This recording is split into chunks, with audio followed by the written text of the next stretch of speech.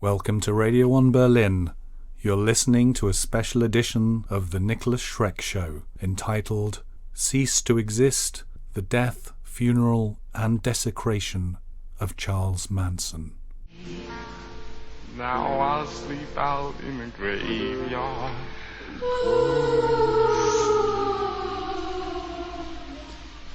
Seems my mama up and died.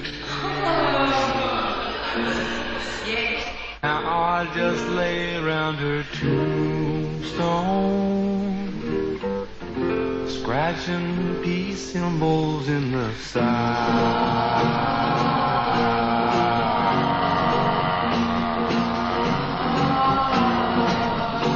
I'm scratching these symbols in your tombstone, scratching these symbols in your mind. I'd like to know how to get there. I'd like to know how you get there. Can't you hear, oh, can't you hear tears? I'm scratching these symbols in your tombstone, scratching these symbols in your mind. I'd like to know how to get there. I'd like to know how to get there. The only thing you know is what they told you.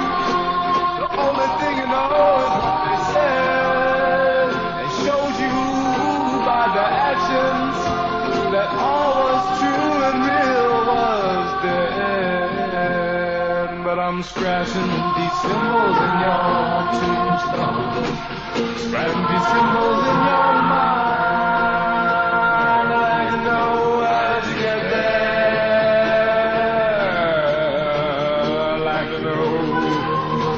I'd like to know how to get there. My mama told me, here's what she said: stay away from them girls and my bed. But the woman with the thoughts is all dead, 'cause there's a cloud of lead in her head. And I'm scratching these symbols in your tombstone, scratching these symbols in your mind.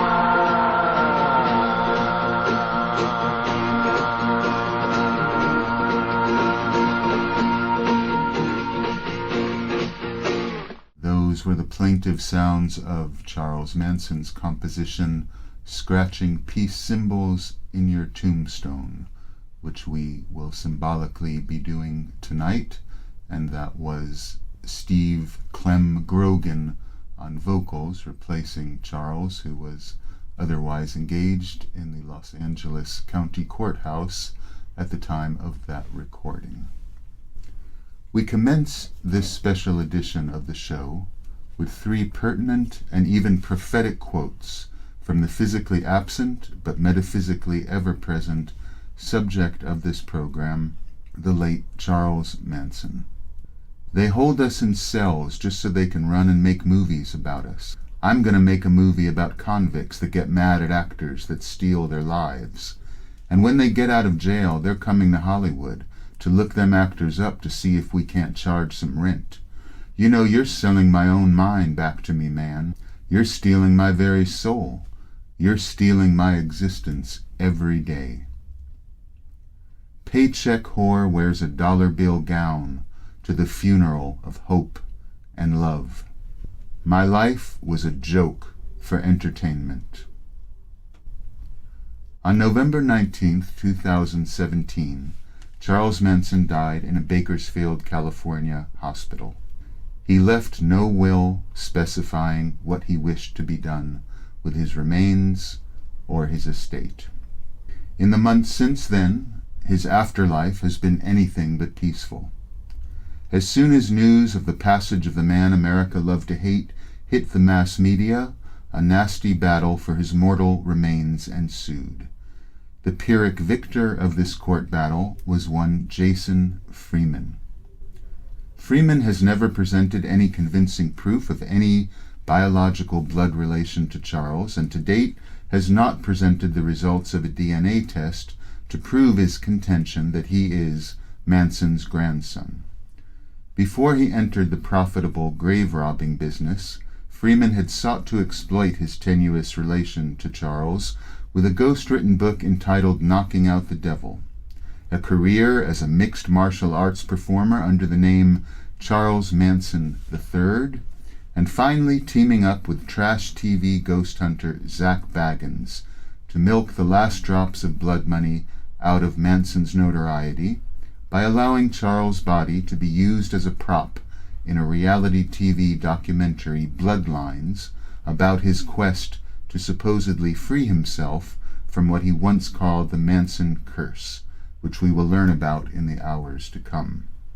The same California court system that once convicted Charles Manson to death for a series of celebrated crimes he did not commit, hastily granted Jason Freeman the right to his purported grandfather's corpse, which had been rotting in a refrigerator for several months as the court case dragged on. On March 16th, the day before Charles' funeral, I posted the following in the Manson File Myth and Reality of an Outlaw Shaman Facebook group. The latest grotesque twists and turns in the sordid saga have compelled me to expand the final chapter of the Manson File to update it appropriately and accurately. Last year, about a month before CM's death, Robin Keats, the producer of a documentary then already being filmed about Jason Freeman, contacted me to ask if I could try to persuade Charlie to place Jason Freeman on his visitors list. As Keats explained, they could not understand why CM had so far refused to do so. I did not comply with this request because CM had already told me long before that he had no desire to meet Freeman, who he considered, in quotes, no kin of mine, unquote.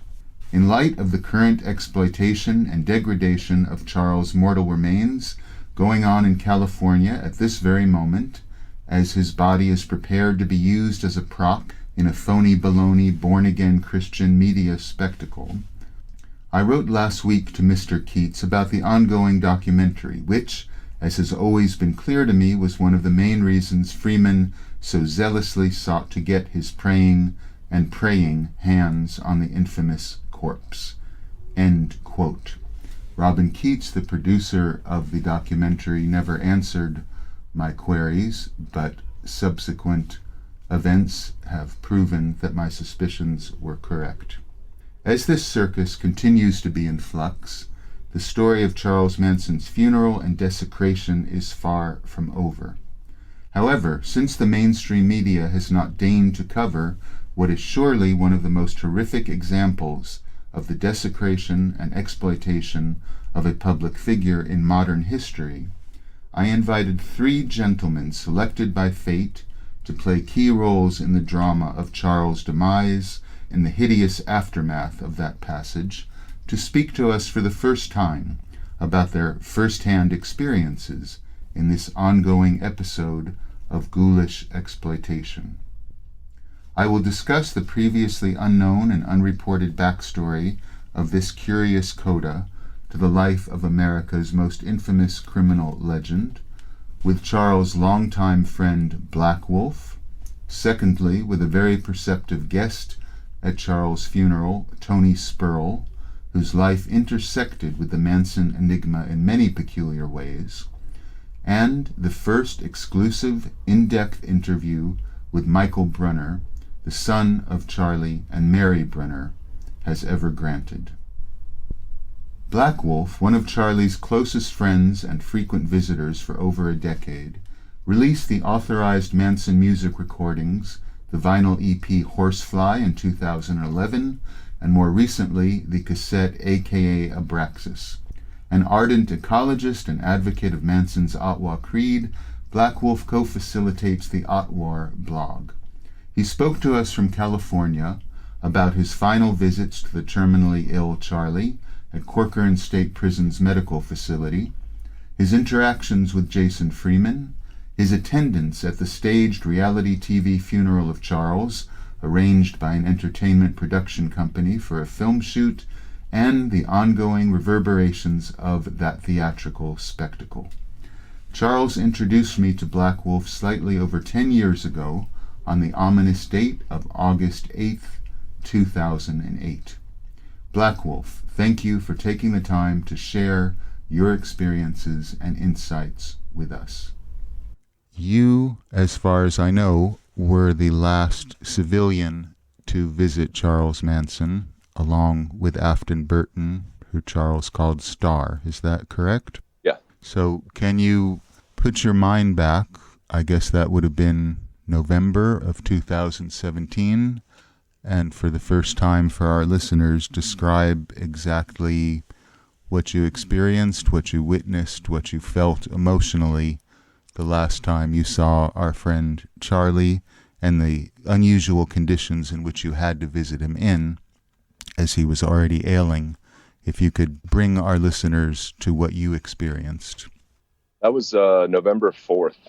And yeah, we both went in, and prior to that, when I would see Charlie, I think the first time I saw him and visited with him in medical, when they couldn't escort him over to the PHU visiting room.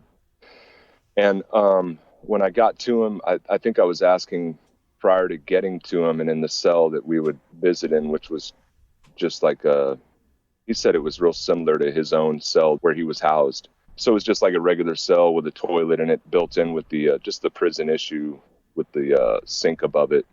And when I got there, I was concerned with, can we get him some water, because there was nothing there. And when I first went in there, to me, it seemed like he should have had a blanket with him. And so I think they were kind of going by like off the rules, like no blankets allowed, and Nicholas, like I do, he would call us and tell us, man, these guys won't let me get into visiting without the right color socks. And, Right. Oh, you don't have, that's a beanie. You can't have that. They'd always give him shit going into just the regular PHU visiting. Yeah. And I think the last time I saw him, just, he had something draped over his shoulders that he had created himself. And it just, and I even asked the officer, like, really, you couldn't give him a blanket, You had visited him once before when he was obviously visibly ill, right before that visit. Is that correct? Several times from January after the health scare. Once he went to medical and when he was housed there, yeah, he didn't want to visit with anybody. Right. And so it was only after the health scare and the big, January of 2017 deathbed confession through National Enquirer, and all the headlines were, the fake images of him sitting on his deathbed and stuff. So, right. And I went up there to the hospital and went to the chapel at that point, and he did see me. When I saw him later in visiting, he said, "Yeah, I saw you out there," which was strange, like through a window somewhere. Right. And, went to the chapel and said prayers. And then once he was released, we set it up, and through a phone call, I said, let me come up and visit you. And he was willing at that point to visit. So that's when on January 21st, I believe, I went and saw him, and those images came out showing him strong and with my hand on him and stuff. So, but from then till November, that last visit in November, I saw him. I could count him up, but several times, mostly alone. It would just be me in there. Right. A few times with Afton. Yeah. So when I got there, I was like, well, I wonder if he wants a drink, because we would always break bread, and usually it'd be the vendor would come into the PHU visiting room with a cooler, and it'd be like fresh salads, whatever, right. Mostly with meat. And we'd pick stuff out, and then there would be avocados, which was like the big thing to eat. So with this, it was just, I saw a vending machine, and I said, I asked if I could take something to him from there, just, like some water and maybe a soda or something. So, and when I showed up there the first time in medical, I asked them if they would, if we could go back, and there was a woman in there that actually liked Charlie quite a bit. And when he was being escorted, she was actually complimenting him, how respectful she was with him. She'd just been given a bunch of shit by an inmate that I could still hear. He was yelling, calling her names and stuff. And so she was real polite and cordial and talking, and totally complimented how Charles' behavior with her was through the whole time she knew him. Mm-hmm. Calling her Irish and stuff because she was Irish. Right.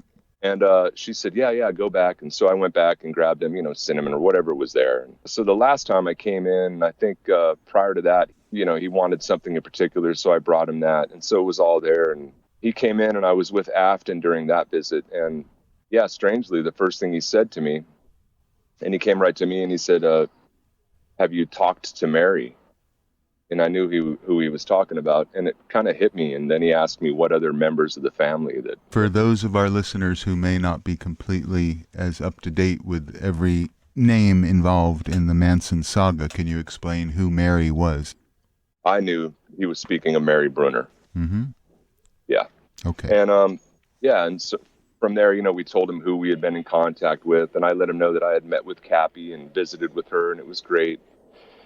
And from there, we just settled down into the visit. And, in all these visits in medical, it was a lot different than the visits prior in PHU where he and I would, we'd talk shit to, and it was very different. And I would kind of question him about some things from history and what was Mexico like and what was that wheel like. But these last visits, it would just be being there with him as a friend, brother, somebody who loved him, showing him contact. And I got to say, it was really sad to see him because it seemed like there had been he hadn't really had contact with people. I remember one time he had, like sleep still in his eyes as if he hadn't had any interaction with anybody for quite a while. Right.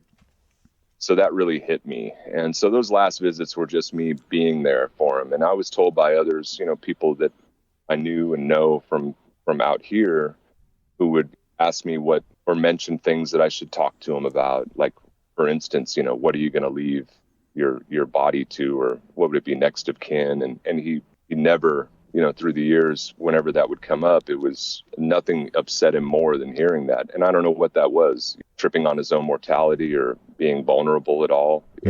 I don't know. But of course, that became an urgent matter shortly thereafter, what he wanted done with his physical remains and a will. So what was his physical condition? You said that you were sad to see him this way.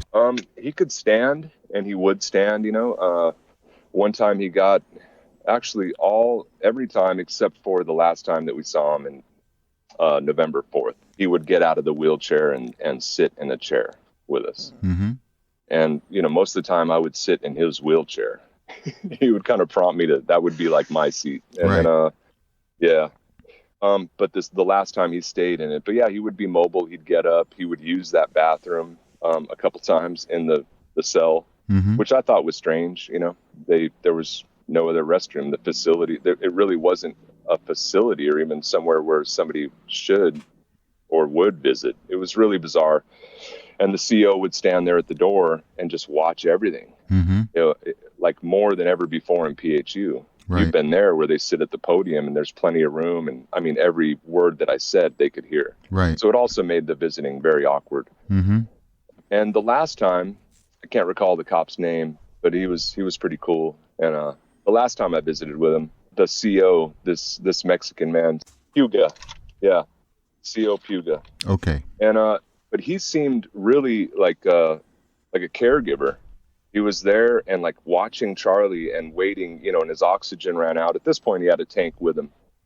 And I think Afton and I both went, what's going on? Like, there's no air coming out of this. And they didn't even realize it. And a nurse came in with Puga prompting her and checked the level and said, yeah. So it took them a while to change out the tank. And I think that was the only time that Charlie actually had the oxygen with him and like hooked up to him and to his nose. Mm-hmm. And, but the CO seemed like the whole time he was watching him ready to, and I think right when it began, I had let him know like, hey, if you got to go, because walking in, Puga said, I kind of had to convince him to come out today. Mm-hmm. Cause I've gone several times up there. I think in medical, there was maybe one time where he denied the visit. And there's been other times when all of us have gone and just something happened within PHU and he wouldn't come out, right. And shortly after he'd call and we could kind of understand with the code words of what had gone on that he just, was outside. He wasn't able, right. Which could mean all types of things. Was he lucid and able to converse in these final visits? Or you said sometimes he was sort of half asleep even. What was his mental state and acuity?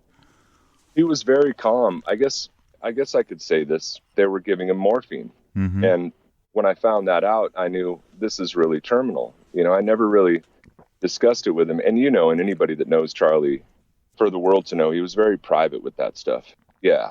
So, of course, because of the place he was in, he could never afford to seem vulnerable to anybody. So it was very difficult to get a clear assessment of what his health issues were. Exactly. And he was really forward with me in January, the first time that I'd gone in there. And this was after the big scare and all the headlines were that he was dying. He showed me that they had given him a colostomy bag, Mm-hmm. And I know that was kind of strange for him, but also it seemed like it was a relief. And what he was telling me, and would tell us later in the visits, Afton and I both on a couple of them, that they could possibly reverse this and fix what's going on inside and get rid of the colostomy bag. Mm-hmm. But for me, when I found out, I asked him, I think it was a Sunday when I came in after Saturday where I saw him. It wasn't, maybe morphine's different than heroin or, street opiates, but he wasn't nodding, Mm-hmm. but there would be like these moments when, and it was mostly where he'd look up, strangely enough. And so we would just kind of be there together. And there wasn't a lot of conversing like in the old days. You were sort of holding vigil. It wasn't really a animated conversation as you once would have had. It was that way, Nicholas. It really was. And I didn't have any questions. He knew how to die. I could see there was, and one time he said, just out of nowhere, I don't want to talk bad or negative on anybody or anything. And that hit me, that was really big to me. And that kind of set the visit of what are we going to talk about. So we just tried to keep it, I tried to just keep it positive and loving and, touching. And he and I always did that. I mean, there were times when I would leave after we'd had a good visit and, we'd kiss on the lips, we were close, and I loved showing him that, like the male, not in any homosexual kind of way at all, but just brother, Mm-hmm. Right. So there was that where I would touch his leg and he would touch mine, and I had a hole in my knee one day, and he was big into the holes, Right. Always. Yeah. So he would touch my skin through the hole. And so there was all that, Nicholas, the really cool things, and even just the mannerisms, the eye contact, seeing a bird. I think it was, maybe the third visit prior to his passing, and we saw one, and he just, his eyes just lit up, and we both just watched this bird, on the ledge of the window, and it flew off. But the last time that I saw him, he said, we saw a bird, and it was with Afton. We were all there, and he said, we just all looked at it, and he said, you ever watch birds? And of course we do. And we said, yes, and he did a mannerism that last visit with his hand. It was the motions and the mudras that he would do so many times, but he couldn't do them as well. That's Right. for sure. And his right hand went up with a fluttering back and forth like wings. And it went as far up as he could get his arm. And then he brought it back down. And it was all, to me, right then. It didn't take later, but I realized that he was saying, I'm going to fly soon, I see. Mm-hmm. And then how long after that? I believe that was just about a week before his final birthday on November 11th, 12th, correct? Yeah, he let us know, give me 2 weeks. And we both insisted, we'd like to see you on your birthday. We could just feel that it was close. And he said, give me 2 weeks and I'm going to feel better. And as soon as he said that, I knew what was going on. I could feel it, Mm-hmm. and I knew that he knew. And it was, like I said, that unspoken, just the looks and, knowing each other like we do. He just gave us some looks, and I kind of could tell, Right. Yeah. And me and Afton actually met outside of the prison grounds, and we were sitting there talking, and I told her we may never see him again. And she just kind of gave me a look, and we both had that feeling. So, and it was something that we didn't want to let anybody know that, Right. And it was prior to that I would speak with, people really close to him, and they would ask me, and I wouldn't really allude to that he was dying. Right. He didn't tell me to, and it's nobody's, even, I don't care how close they were to him. That was between us. Right. And not like he ever told me, I'm dying. He was telling us the opposite. But he would tell us, I'm going. And we would go, we'd look at him, like friends, and like, don't say that or something, Right. And he said, well, not me. My voice, though, you can hear it. And we could. His voice was different. Mm-hmm. and I can't hear and I can't see. Right. Yeah. When Charles passed on November 19th, you were certainly not shocked. You had seen his ebbing of his energy and his illness firsthand. Yeah. When did you first learn of Jason Freeman and his involvement with the quest for the remains and for the estate?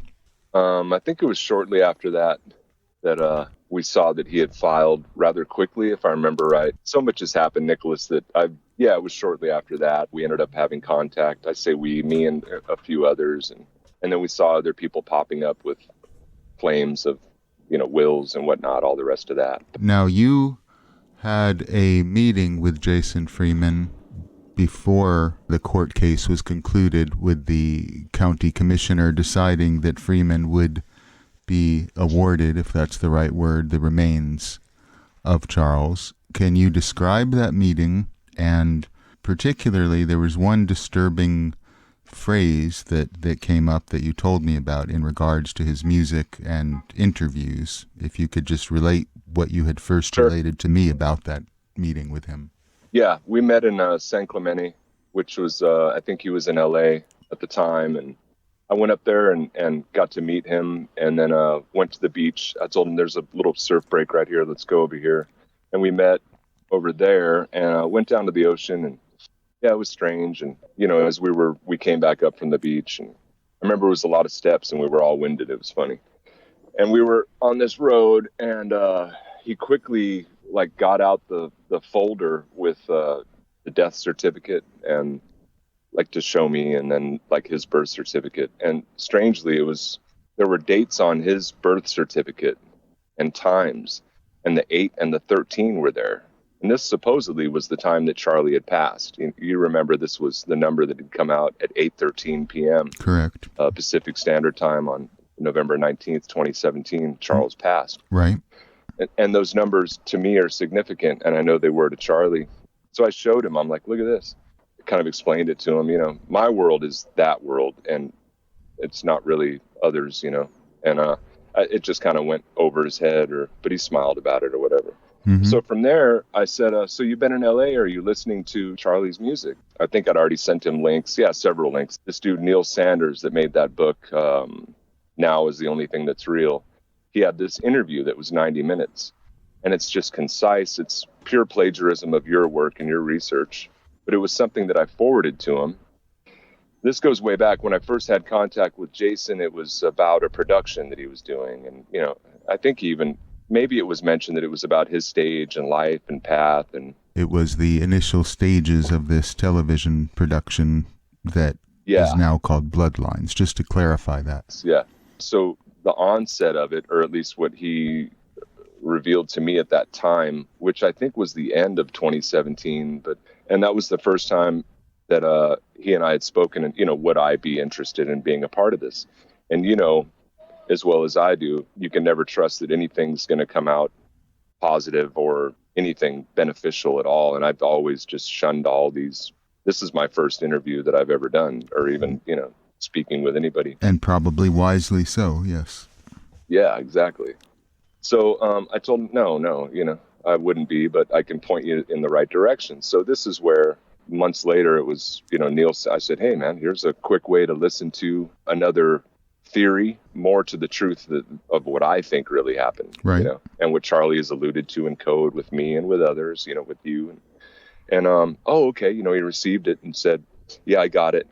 And it would be like commemorating 60 years of struggle against cowardice, stupidity, and lies. I had forwarded him that too and said, this is probably my favorite, as well as Way of the Wolf and One Mind, but I started him with that. Just to clarify, that's an album of Charles from the 90s.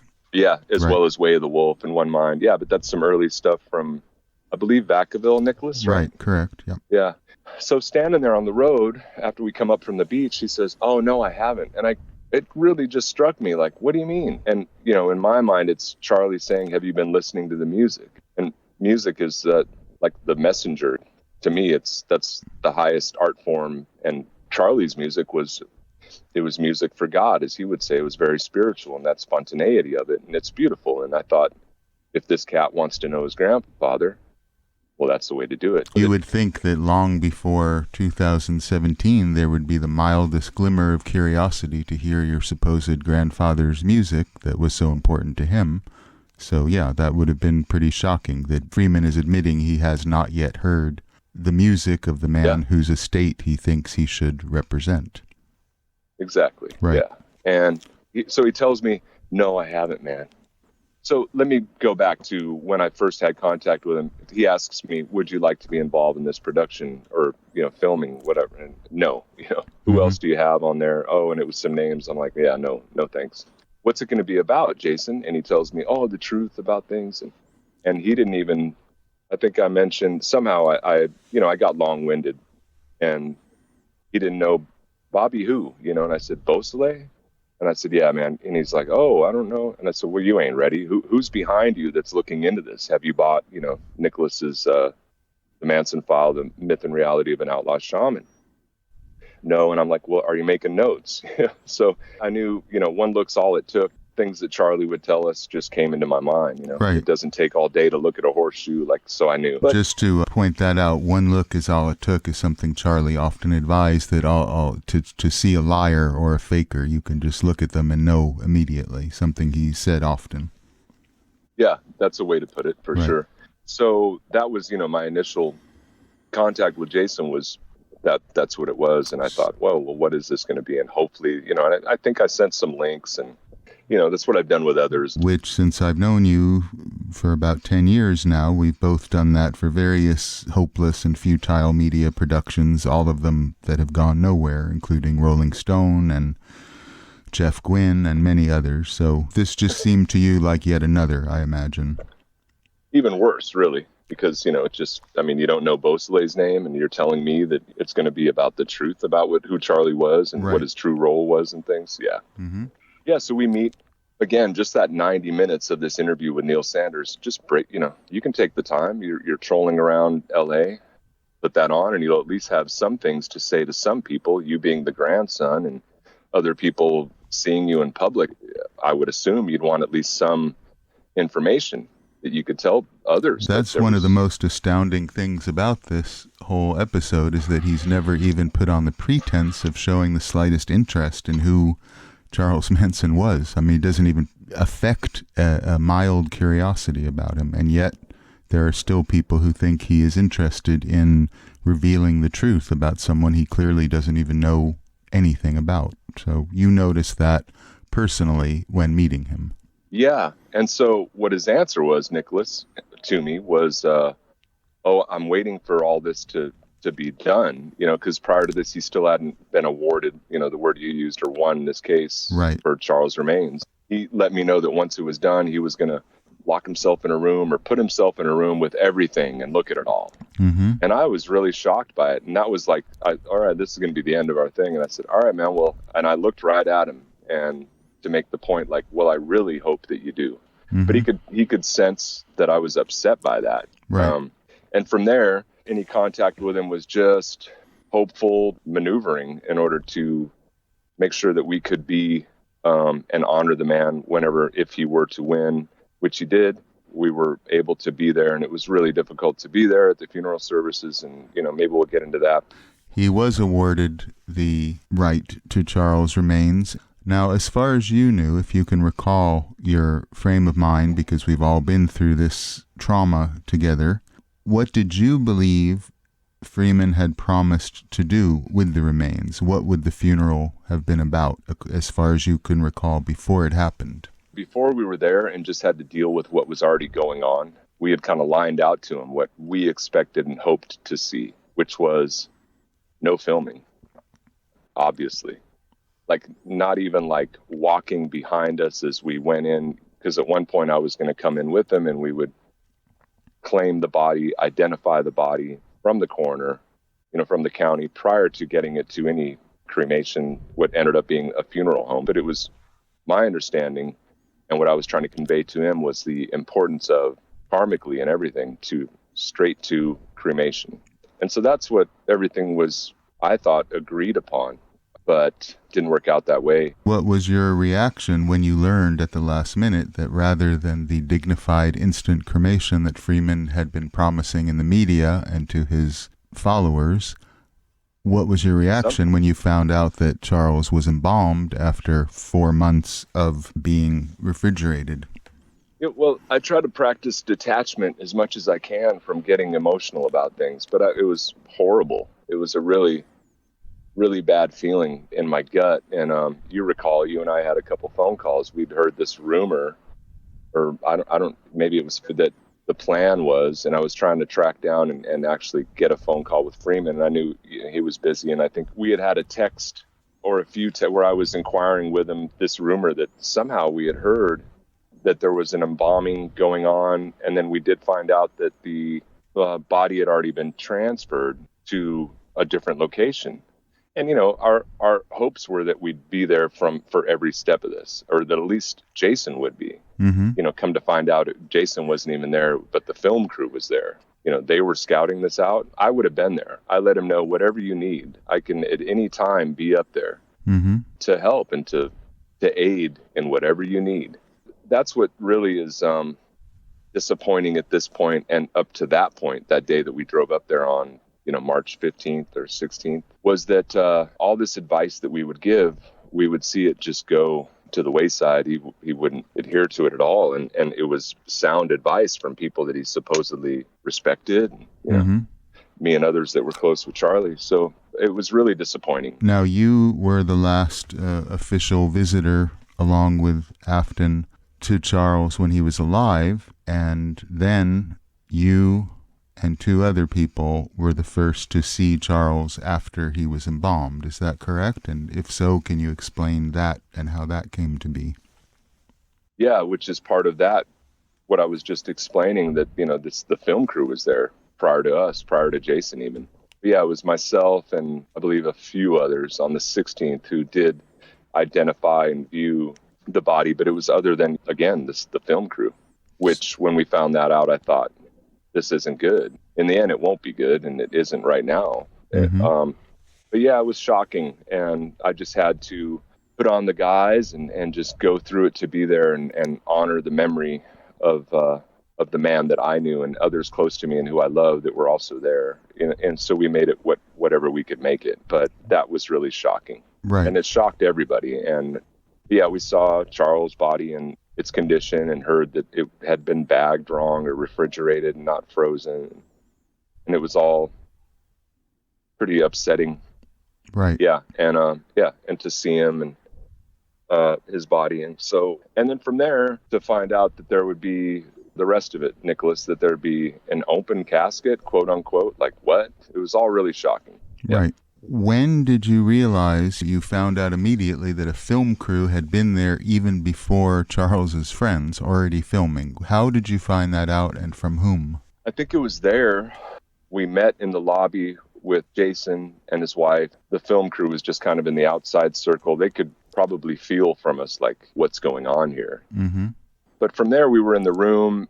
Jason was in there for a little while with us and not looking at Charles' body once the sheet was taken down from his head and torso.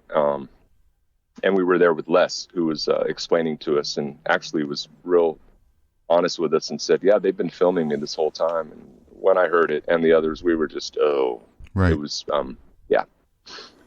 Okay. Pretty upsetting. Then you went into this chapel area where the funeral service, which was really well put on for the documentary.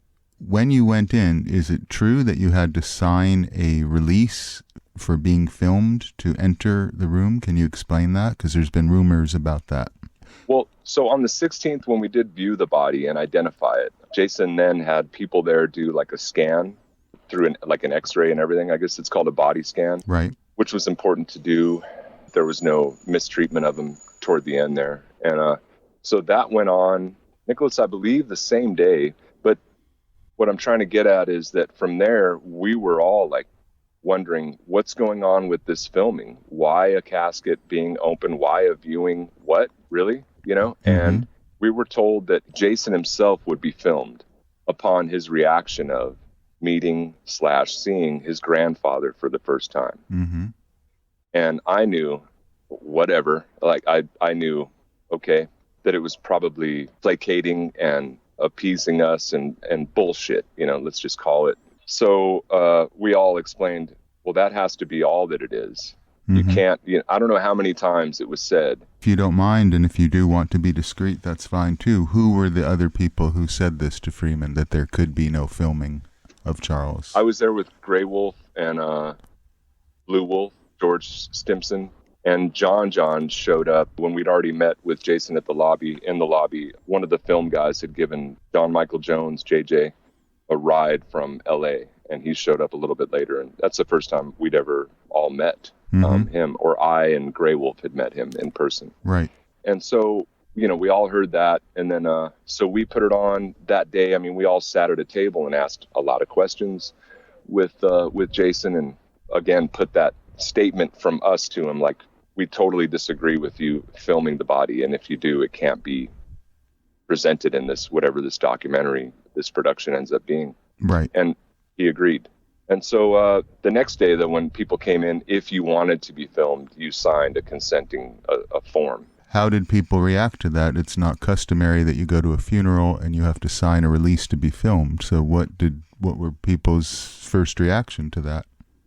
Well, Nicholas, everybody had the choice, but I think everybody's reaction was there shouldn't be any filming going on here. To me, it was just blasphemous.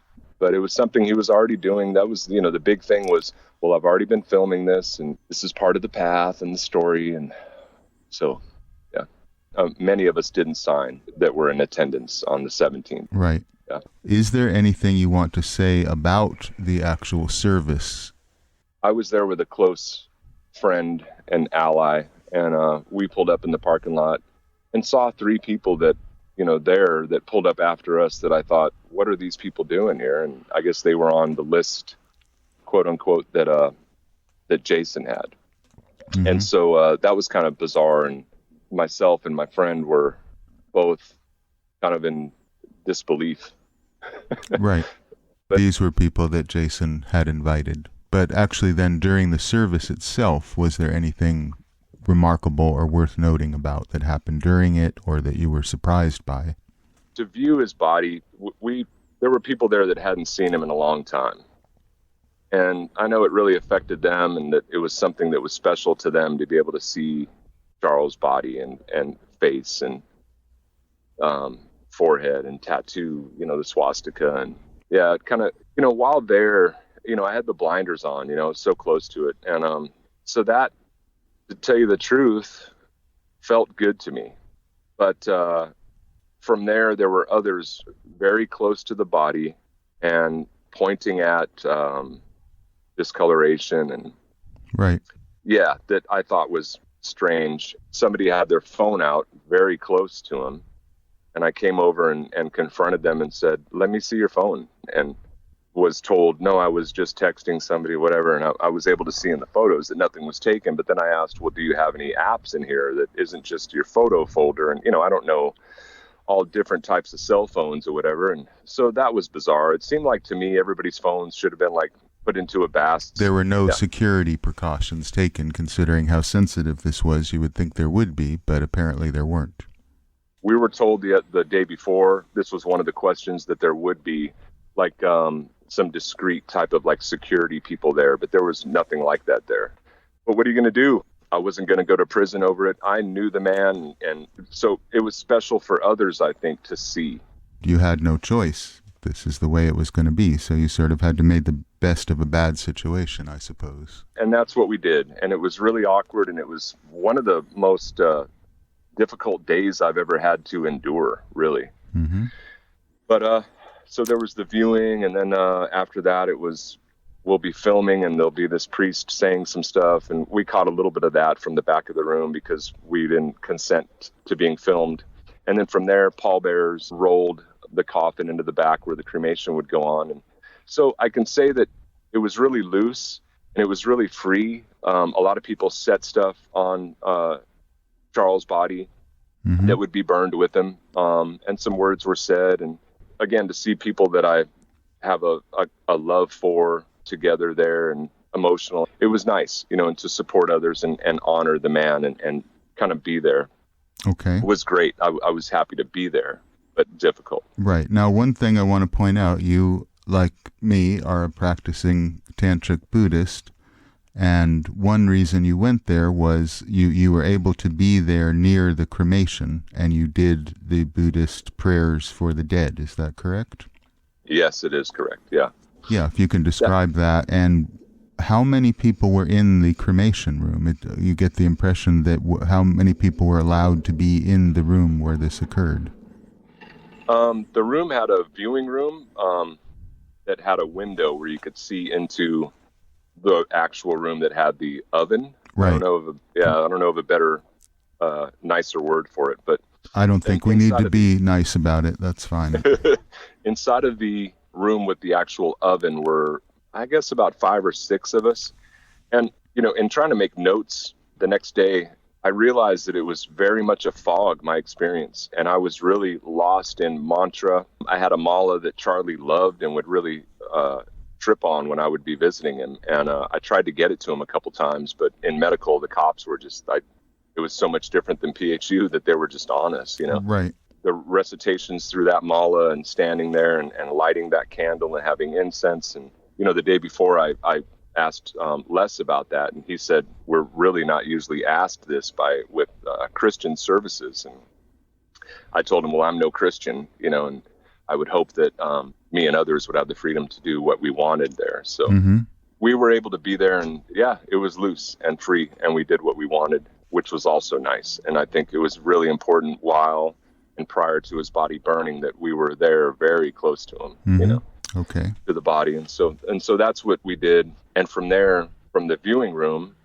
we sat in that oven room for a while once it was kicked on, or I know I did. I was there for quite a while saying prayers, and we went into the next room and we had a guitar there and we played songs and sang, and there were children there and all types of, tambourines and maracas and stuff, and everybody was getting into it, and it was a celebration of the man's life. And so we made that happen. There was the film crew wasn't there. They were like interviewing people outside and in the chapel area still. So we were all kind of in there. I think Jason did visit briefly in there and popped in, but it was really just kind of the inner circle, so to speak, right, that was in there. So that was really, really cool. And then just waiting around until for the ash spreading ceremony. When the ashes were brought out, is it true to say that almost everyone, even people who didn't know Charles at all, had never met him, had never even spoken to him, were allowed to reach into the actual ashes after they were brought out?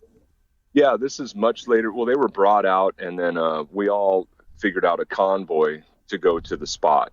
And so it was, maybe an hour and a half later after everything had cooled down, and Les was able to go in there and retrieve these ashes. And I was very much away from everybody. I was at that point away from Jason and, the others that were there. These 3 guys that showed up that I thought that I was just still like really I just couldn't believe it. Like you just said, people that had never spoken to him, didn't know him at all. Right. Just really fans. But later, yes, that is what happened. At the site, Jason called me over and handed me the box first, and there was a datura bush right beside me, and I poured the ashes from the box into this datura plant, and I passed it to Jason, and from there, he put his hand in and then offered it back to me, and I put my hand in, and I remember thinking right then, I don't know, is this just going to be us? But once it was passed around, everybody present at the ash spreading had their hands in there. So not to be too crude and mercenary about it, at this point, anyone, including people who didn't know Charles at all, could have grabbed the ashes of Charles. Yeah, I think, I was trying to monitor somewhat, but we were also walking through poison oak and climbing over stones and stuff. So it was, but I was, looking around quite a bit, and I had been told that I would be given an urn by Jason prior to that. Right. This was something that we had talked with him about through the months and prior to his winning the case and winning the remains and the rights. That this was something that I knew that others that were very close to Charlie for decades right, would want as would I, and as did I. So this was something that he had already let me know he was going to do. But there was a point when I myself, and I could be on film doing it, looked right at him and put some in the inside pocket of the jacket that I was wearing. You know, like, right. So even I did. Like, so if you did, then surely others had the opportunity to do that. You were a witness to it. Nobody can deny that. You saw this happening. Now, after this was all over, and you told me you had ambiguous feelings about the whole thing, we spoke about it in the days and weeks and months afterwards, you were the first person who was an actual attendee of the funeral to condemn and come out against Freeman's breaking of his word about the filming of Charles. Can you explain how you did that, and then what was Freeman's reaction to that? Well, I ended up seeing the sizzle reel, or whatever the terms are for that. Yeah, I guess everybody was calling it the sizzle reel. Right. And in that is just, it doesn't matter the sinister music behind it, and the way that it was cut up, and which is a thing in and of itself. It was, you know, to see the wrist and the arm, the scissors cutting off the hospital tag with the alias for Charlie, and then also, you know, you've seen it as well, and now I think a lot of people have seen it. You can see the top of his face. You can see his nose and his eyes. Right. And this goes against what the word was. So that's all it took, you know. There's no, and for me, there was no like, well, should I be careful and, you know, keep in contact with Jay? It just didn't matter. Like, you broke your word. I'm sorry, you know. What I heard later from others, and you have as well, and straight from Freeman was, man, that's not the final, you know, movie. This isn't in it, you know, but this was shown to others that were going to. This was shown to TV executives and total strangers and people who hated Charles, of course. You saw the so-called sizzle reel, which was the trailer that My Entertainment and Zach Bagans Entertainment edited to try to sell this documentary called Bloodlines. Then what did you do about it? And then what was the reaction directly from Jason Freeman? I wrote up the prison credo is, you know, your word is your bond, as your bond is your life. And word is bond. You know, that's become like and it's been for years. But that means to live outside the law, you must be honest. You know, it's something that Charlie would talk about a lot. And as soon as you broke it, I mean, you recall as well as so many other listeners will that know Charlie, just don't lie. Because if you lie, you're lying to yourself, not me. You know, I mean, he would say that in so many times. And then the other was like Jimmy Doolittle and, you know, 30 Seconds Over Tokyo. Name, rank, serial number, and to not to snitch. To hold your mud. Right, yeah, exactly. To not snitch. Yeah, and to keep your word. And so once that wasn't there, it wasn't a question that I was going to post something publicly. So we did through the At War blog. Yeah, it was all there, just, you know. And so from there, I did hear from Freeman in a text and cutting ties with me, or so I can't remember how it was worded. And then I let him know, yeah, it's understandable. You read it, so it shouldn't be a puzzle. Your word it's everything. And we were told that this wouldn't be in the film. And there's no, like, for me, there was going to be no question of, can you blur that out, man? No, you know, your intention is there. So, and then we had a phone call as well. And that's the last that I spoke with him. And I just let him know, I can understand you being, you know, upset. And I can understand, yeah, it's not the final thing. But if you're showing it to TV executives or people that may help with funding or what, you're not going to take it out. These are probably the money shots. There isn't much more that's, you know, of interest to people, I wouldn't think, you know. So, yeah, his reaction was kind of strange. He couldn't really convey to me. You know, he just felt like betrayed, like it almost felt like, but I gave you this stuff, you know, because I put a knife in there that I had made on Charlie's chest. And, you know, not only did Jason give me this urn, he also gave me, sent back to me this knife that went through the fire with Charlie. Right. Okay. I have said this to you before, so you won't be shocked. In my opinion, basically he assumed you would be bribed into silence and complicity with him by giving you these things, and he was surprised that you had honor, that if he broke his word, you would break with him. Yeah, you're not buying me off. And I let him know early on, and that's what I wrote in this, what we published as well was, I let him know that you won't have an ally in me if you go against what you're telling me. And, his word that day, as well as others that day, with whatever was filmed there was a whole separate contract he had the exclusive rights to that. And no, I wouldn't do that. And I actually wrote in the article, yeah, this goes to one of the early calls that I had with him about us kind of stipulating and letting him know you don't want to film any of this. Mm-hmm. And just showing up that day, we saw plenty of it. It was everywhere. I had let him know that'll be that, if you go against your word. We should have known while they were filming that's what was going on. It wasn't to see just Jason's reaction upon seeing his grandfather, which I can see, get the emotional Jason. And I guess there were tears.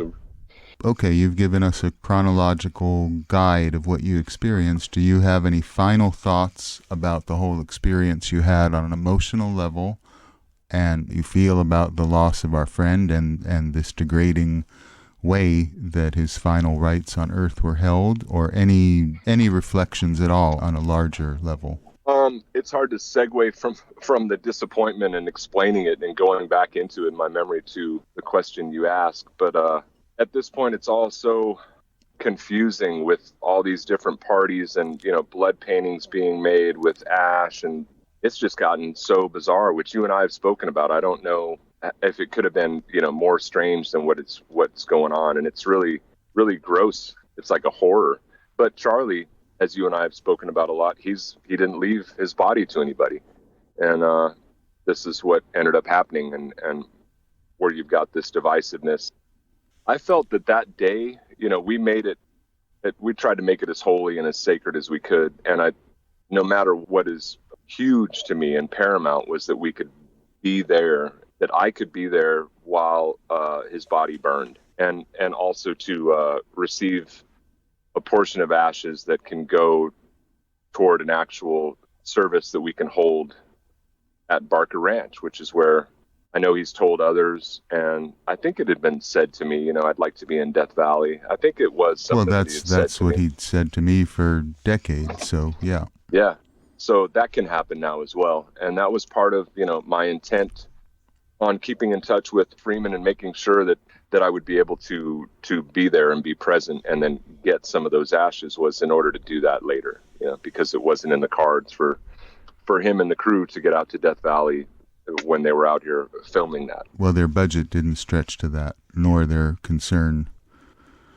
You've been an honest witness to something others have been evasive about, so I think everyone listening appreciates your candor and your being one of those rare people who insist that people do not break their word and who are courageous enough to reveal it when that happens. So thank you for your honesty. Yeah, absolutely. That's all we have, right? I mean, if you don't have it, then what does it make you? And in my mind, this was all a plan from the beginning. Now looking back at it, to kind of answer your question more emotionally, that's what I do feel, is that, it was just for profit. It was just another way to make a buck off of the man's name. And so many others came out with the fake wills and whatnot. That was their intent as well, is saw a payday at the end of this.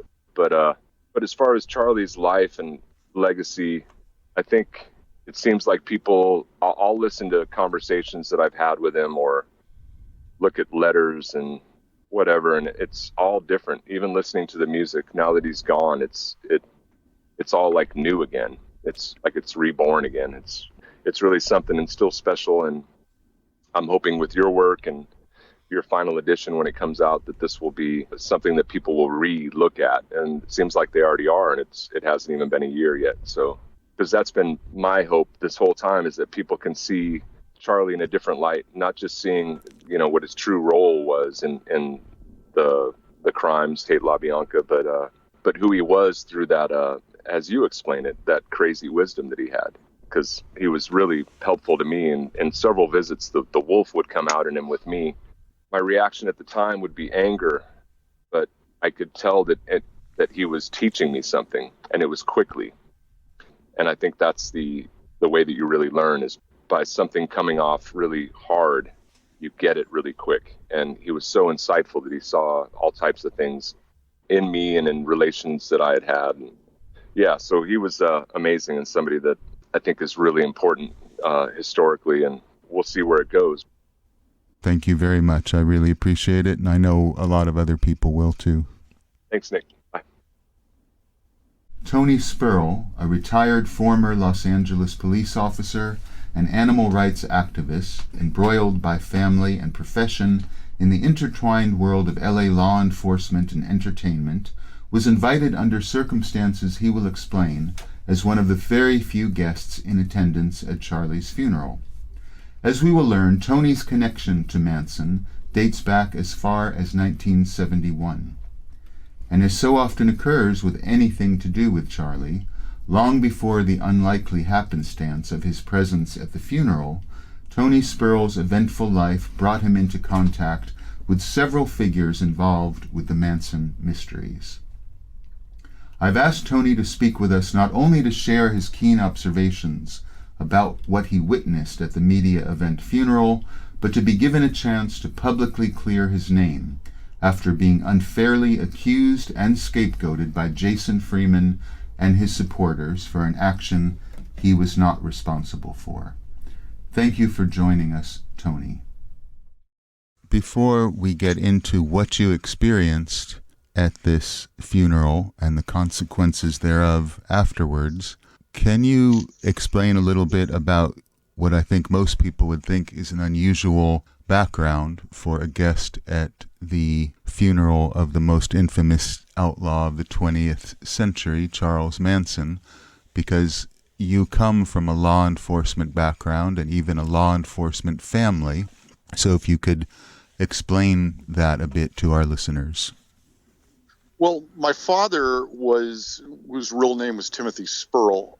He used the stage name of Timothy Farrell. Not only was he in law enforcement, he wound up becoming the Marshal of Los Angeles County. He was an actor and a writer, and he's known for being Marshal of Los Angeles County and heavily involved in Democratic politics in Los Angeles. But he's also as well known for being an actor and a writer, and of course being in 3 of Ed Wood's cult films. One would be Leonard Glenda, another one was Test Tube Babies, and he was also in the star of a movie that Lenny Bruce wrote and was in called Dance Hall Rackets, and he had a better part than Lenny Bruce did in that particular film. He had that career, and then I had gone into law enforcement. I had been a probation officer. Well, actually, I worked for the Internal Revenue Service for a short period of time. And then I was a probation officer. And I got laid off under Prop 13. Then I became a policeman. But from the standpoint of, it is kind of unusual, but it's not. Because I'm from an old Los Angeles family. I was born in Los Angeles.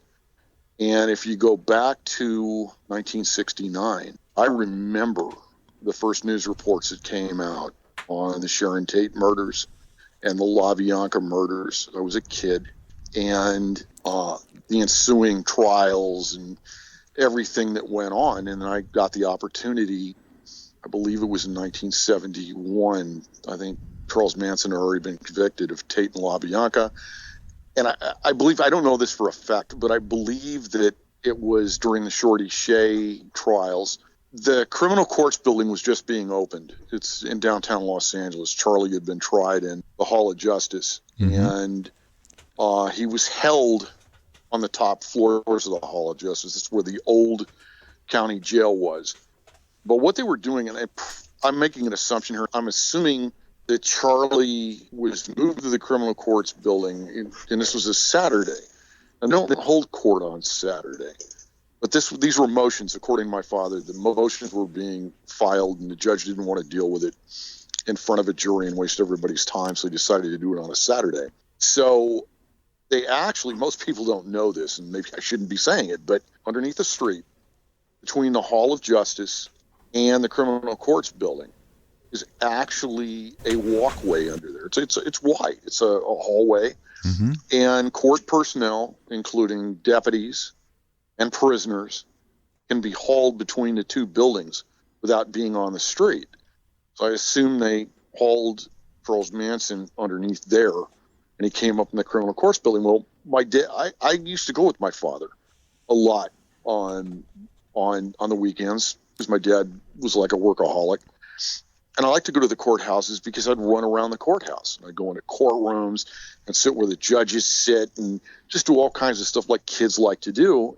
And this one Saturday, my dad said, no. He said, I don't want you running around the courthouse. The deputies are going to mistake you for a follower of Charles Manson. And it's not going to be good.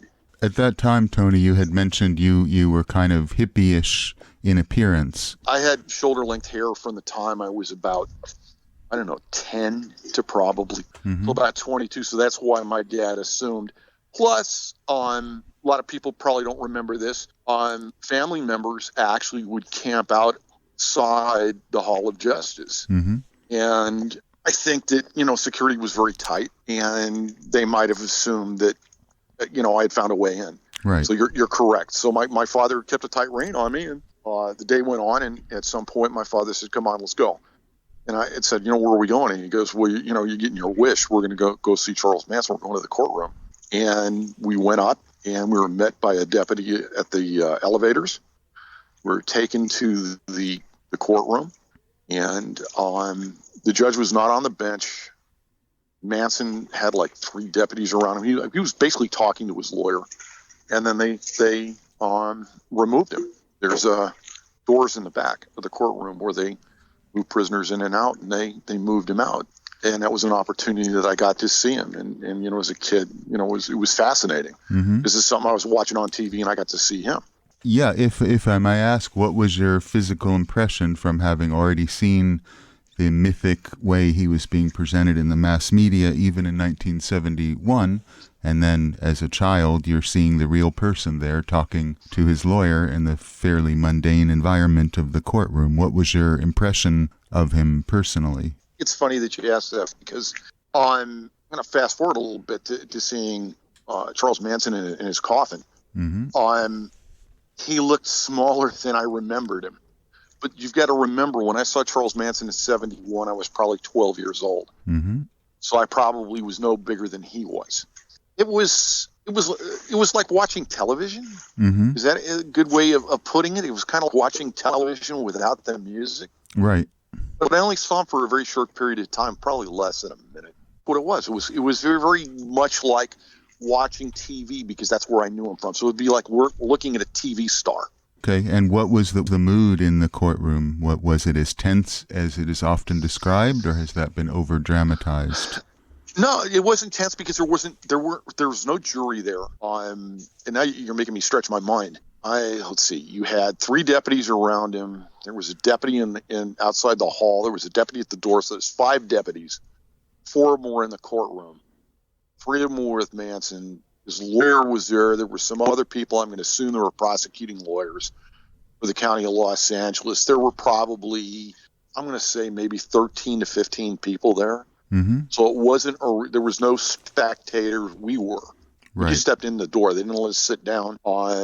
So there was no mood. For me, it was just kind of, shock's a bad word for it, but it's kind of like being awestruck that you're, like at an event. You're a kid at the time. Right. And this is really strange. I kind of had that feeling when I was at Charles Manson's funeral.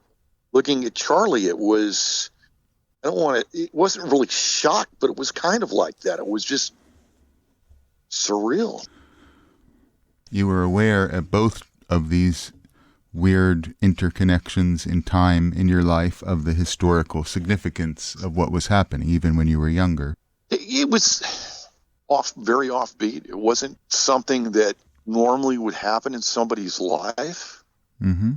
I've thought about it. It's looking at icons of history. Mm-hmm. And you were actually there for some of it. Another strange turning of fate that we should mention before we get into your experience at the funeral and the consequences afterwards. Your father was also represented by a gentleman named Paul Caruso, an attorney in Los Angeles. And Paul Caruso of course, was Susan Atkins' first legal representative after her arrest and supposed confession. So can you briefly mention how that's even stranger? First, you actually were brought to see Charles in 1971, and then your father was involved with Paul Caruso, who was not only Susan Atkins' lawyer, but as far as my research has indicated, probably one of the main conspirators in covering up what the actual nature of the crime was. So can you briefly reflect on your family connection to Caruso? Sure. Paul Caruso had been a family friend of my father's for well over 20 years. And my father had ran afoul of the justice system and was charged with multiple crimes from being Marshal of Los Angeles County. And it basically dealt with this. It was a political thing, some kind of fraud-related things. But again, they never contended that he got any money. They contended, again, that he was influence peddling, more or less. Paul Caruso was known for being a boxing promoter, and he was an attorney that was heavily involved in sports, professional sports. The last time I saw Paul Caruso was at a very famous Italian restaurant in Chinatown, which is named Little Joe's. And when I saw Paul and he saw me, he wanted to know that I was okay, that everything in my life was fine. He said some nice things about my dad. The other thing I noticed about Paul, and you'll get a kick out of this, he always wore three-piece suits. And he had a pocket watch, and he had one of those pocket watch chains, and it had like gold coins on it, and it also had a gold nugget on it. So he looked quite the impressive lawyer that he was. I just want to point out not only, again, this connection between Tony and the entire deep nexus of the Manson case. Paul Caruso ended up as not only Susan Atkins' attorney and probably helped Richard Caballero and Atkins devise the cover story of Random Murders that concealed what the actual crimes were about, but he was also the legal representative for one of the Canadian drug dealers on the fringes of the Cielo Drive social scene, and he was also the attorney for Joel Rostow, who was the mafia figure who dropped off drugs at Cielo Drive that night. So, all right, so we've set up the James Ellroy-like background of your family life in Los Angeles entertainment and law enforcement. How does a former police officer that comes from a Marshall family end up invited to the funeral of Charles Manson? What exactly were the conditions and how did that happen? These are the circumstances. I am very good friends and have been a substitute like manager for somebody that's very famous or was very famous on television.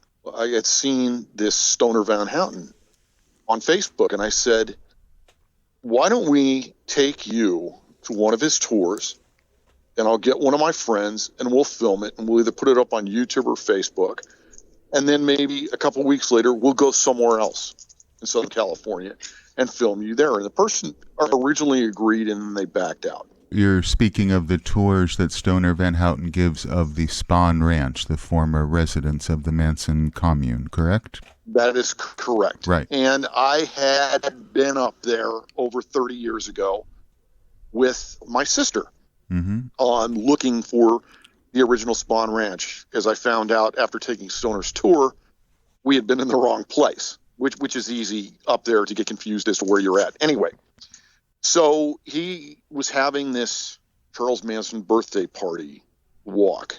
And so I show up, and there are several people there. And I meet a man, a very heavily tattooed man, muscular man, who turned out to be Tony Miller. And Tony immediately accidentally locks his keys in his car. We can't get the keys out. The tour is leaving. And I asked Tony if he had if he had Auto Club, and he said no. And I said, well, I can't leave you here. So I called Auto Club and I waited with him. Auto Club showed up, opened up his car, got his keys back, and then Tony said, well, I've taken this tour before, follow me. And so I do. And, we kind of became friendly with each other.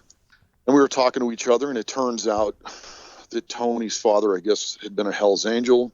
and he's what's known as a Hell's Angel legacy. Mm-hmm. And that there was another bike club person who I don't want to mention the club, that happened to know Tony Miller very well. I happen to know this person very well. Mm-hmm. And so I got that person on the phone while we were at Spawn Ranch and confirmed this and everything else. Okay, that's fine. We're there for the day. I take some pictures and I go home. Tony Miller and I then go out. We meet somebody in Hollywood. We go to look for somebody in Hollywood that he wanted to meet, that is very famous in the Hollywood community. Mm-hmm. And we went a couple of other times just doing different things. And then one day, I believe it was the end of January of 2018, I get a phone call from Tony saying, "How would you like to meet Charles Manson's grandson?" And I said, "How did you meet him?" And he goes, "Well, I went to the courthouse." And he just started talking to me. And I said, "Well, sure, I'd like to meet him sometime." And he goes, "Well, what about tonight?" And I said, "Okay." And as people probably don't know, ever since I was 4 years old, I'm 60 now, I've been involved in animal rescue and animal welfare. My family was huge in it, and I still am. Mm-hmm. So I was on my way downtown Los Angeles to feed feral cats, what we now call community cats. So I said, "Fine, I'll meet you guys in Hollywood." We meet at a burger place, and I meet Jason Freeman. One of the things that Tony asked me was, and I'll reveal something, and this is very revealing to everybody in the Manson community that's wanted to know why I was at the funeral. Mm-hmm. 5 years ago, I got involved in the cultivation of legal marijuana and the sales of legal marijuana. And Tony Miller had asked me if, and in January of 2018, I had gotten some samples from Northern California. I had some very dear friends up there, and they had sent some samples to me, which go to stores for what people want to buy, obviously. So I had these samples, and Tony said if I could bring some of these samples for Jason Freeman. And I was like, fine, I got plenty here. And I did. And so when I meet Jason at this hamburger stand, and we're talking, private conversation, he seemed to be really a nice guy. They invited me to go to some Hollywood clubs with him. Come on, I wear overalls. I look like a hillbilly, and I'm 60 years old. I'm not going to the Whiskey A Go-Go or any of those clubs. It's just not going to happen. Mm-hmm. So when I was leaving, I give the samples to Jason Freeman and the person that was with him, who I don't know the person's name. Right. And I left. Okay. So later, I don't know, it could have been a week, 2 weeks, something like that. Tony Miller tells me that Jason Freeman, enjoyed the product, and that's nice. And he was still fighting for custody of the body of Charles Manson. And time goes by, and Tony Miller informs me that, Jason Freeman got custody of the body. I said, well, he had talked during these times that maybe we could go to the funeral. I said, okay, fine. And then he had asked, I guess, a question prior to the funeral, if I still had product. I said, of course I do. And he expressed that Jason wanted some more. I said, fine, I'll give him some more. That's cool. Mm-hmm. And then at a very last minute kind of a thing, Tony Miller said, can you drive me to the funeral? It's going to be in Bakersfield. And I said, fine, when? And he said, well, I'm working on that. And then a little bit of time goes by, as in hours. And he said, well, tomorrow. And first this would be like on the 16th. So it would be like, he was talking about March 17th. And he was talking about noon. And I said, okay, fine. And then within 30 minutes to 60 minutes, that changed to 9 a.m. And I said, well, let's leave tonight. We'll get a room, and then we can go to the funeral in the morning. And he said, okay, fine. And I was led to believe. But one of the things is I kept asking questions if I could call Jason, because I wanted to know what I was going to step into. Having been a policeman in private investigations and around Hollywood, I had just a stinking feeling that every paparazzi in town was going to be at this funeral. And the second thing I knew in my heart was going to be there was law enforcement. Mm-hmm. That they would be there with surveillance cameras, taking pictures of people and stuff like that. And that's why I wanted to talk to Jason Freeman. And I was getting from Tony Miller that I couldn't, that he was indisposed, whatever. Okay, that's fine. So 6 o'clock at night on the 16th, I said, all right, Tony, I'm going to come pick you up. We're going to roll.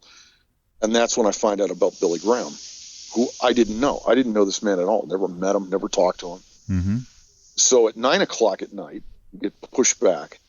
I go to Billy's house, and Billy winds up talking till midnight. So at midnight, we leave. At 3 a.m., we wind up in Porterville. Tony Miller falls asleep.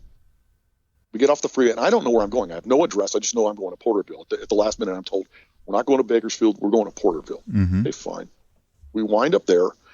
I get off the freeway where I see a sign that said the Civic Center. And as I get off, there's like a supermarket parking lot. You know how they're large. And I'm driving. I drive past that, and I see what looks like a church complex. Not just a church, but a large church complex. And I look at it, and it says something about being a mortuary. And I thought, Porterville, town of about 50,000 people, how many mortuaries do they have here? This must be it. Mm-hmm. So I turned the car around. I said, Billy, are you seeing what I'm seeing? He said, yeah. And I pull into the supermarket parking lot across the street. We wake up Tony Miller. I said, are we going to blah, blah, blah? He said, yeah, that's where we're going. I said, well, it's across the street. So we get out, and Billy Graham had brought his dog. We walk the dog. We talk. We stretch our legs, whatever. We get back in the car, and I said, well, no, let me drive around this place. Let me see if the law enforcement or the media or whatever at 3 o'clock in the morning has already set up here. And so I drive around the back. As I'm driving around the back on large parking lot for the mortuary, I'm seeing nothing. I mean, there's nothing. Mm-hmm. There's a couple of cars in the parking lot that could have been left by neighbors. Who knows? And then I see this van, this white van, and they're called a first call van. It's when somebody first dies, they come out and pick you up with it. And I said, and it's parked right next to a crematory. So this funeral home actually has, I believe, like 3 different buildings. That's how big it is. Mm-hmm. And the van was parked next to a building that's actually a crematory. If you were just driving by, you might miss the fact that it's a crematory because it looked like a garage, but it wasn't. Mm-hmm. It has a smokestack coming out of it. And any mortuary that's got a smokestack, it's a crematory. Right. So I told Billy and Tony, hey, would make really a great picture. Why don't you guys get out and stand on each side of the van, and I'll take a picture of you. And they said no. They all kind of freaked out, and then they were saying, we shouldn't be, lingering around here. Maybe the police will show up. And it was like, what are the police going to do? I mean, we're not doing anything. But they wanted to leave, and I said, okay, fine. So we did. I found a motel, and Billy took one bed, Tony took the other, and I slept in a chair. And then in the morning, we got up, and we got there just at 9 o'clock in the morning. And I thought we were going to be late, and I pull in the parking lot, and again, there are maybe 3-4 cars in the parking lot. And I'm thinking in my mind, did Tony Miller really get this right? Are we here at the right time? Are we here at the right day? Mm-hmm. Are we at the right mortuary? Because it appeared that there was no funeral going on. And we get out, and we're standing there, and a pickup truck pulls up, and 2 guys who look like they're in their early 30s, tall, thin, get out, and they say something along the lines of, what are you doing here? And the night before, I had told Billy and Tony, if we show up at this event, and there's paparazzi there, and they're going to be asking, who are you? Where are you going? What are you doing? I said, I'm going to say that I'm going to the Jerry Lewis funeral, just to throw them off. Right. I'm not going to give the media anything that they want. I'm just going to say that, and I'm going to walk in. So I don't know who these 2 people are. I've never met them before. I believe one of them was Derek Hayes. Right. And I said, I'm here for the Jerry Lewis funeral. He didn't laugh. He just stood there looking, and he said, who invited you? And that's when Tony Miller said, we're friends of Jason's. Jason invited us. And he said, okay. And they walk off into the mortuary. So we lock up Billy's dog, make sure that, the windows are down enough that he has air. And we also then go into the mortuary. About a minute after that, Sandra Good shows up. And with her boyfriend. And She gets out, and some people that evidently were in the mortuary that I had not seen, they had gotten there earlier, they see her and they come out. One was a woman, I don't know who she was, and some other people. And she talks to them. She seemed to know them. They hugged her. They were talking. And when she gets done with all of that, she looks at me and says, "And you are?" And I said, "I'm Tony. Nice to meet you." And she said, "Tony who?" And I said, "I'm Tony Sperl." And she goes to stick her hand out, and I said, "No, give me some sugar." And I hugged her. I mean, we face to face hugged her. Mm-hmm. And I said, "I'd really like to talk to you. I understand you're into the environment and the animals and stuff like that, and this has been my life." And we talked about feral cats for maybe 20 minutes.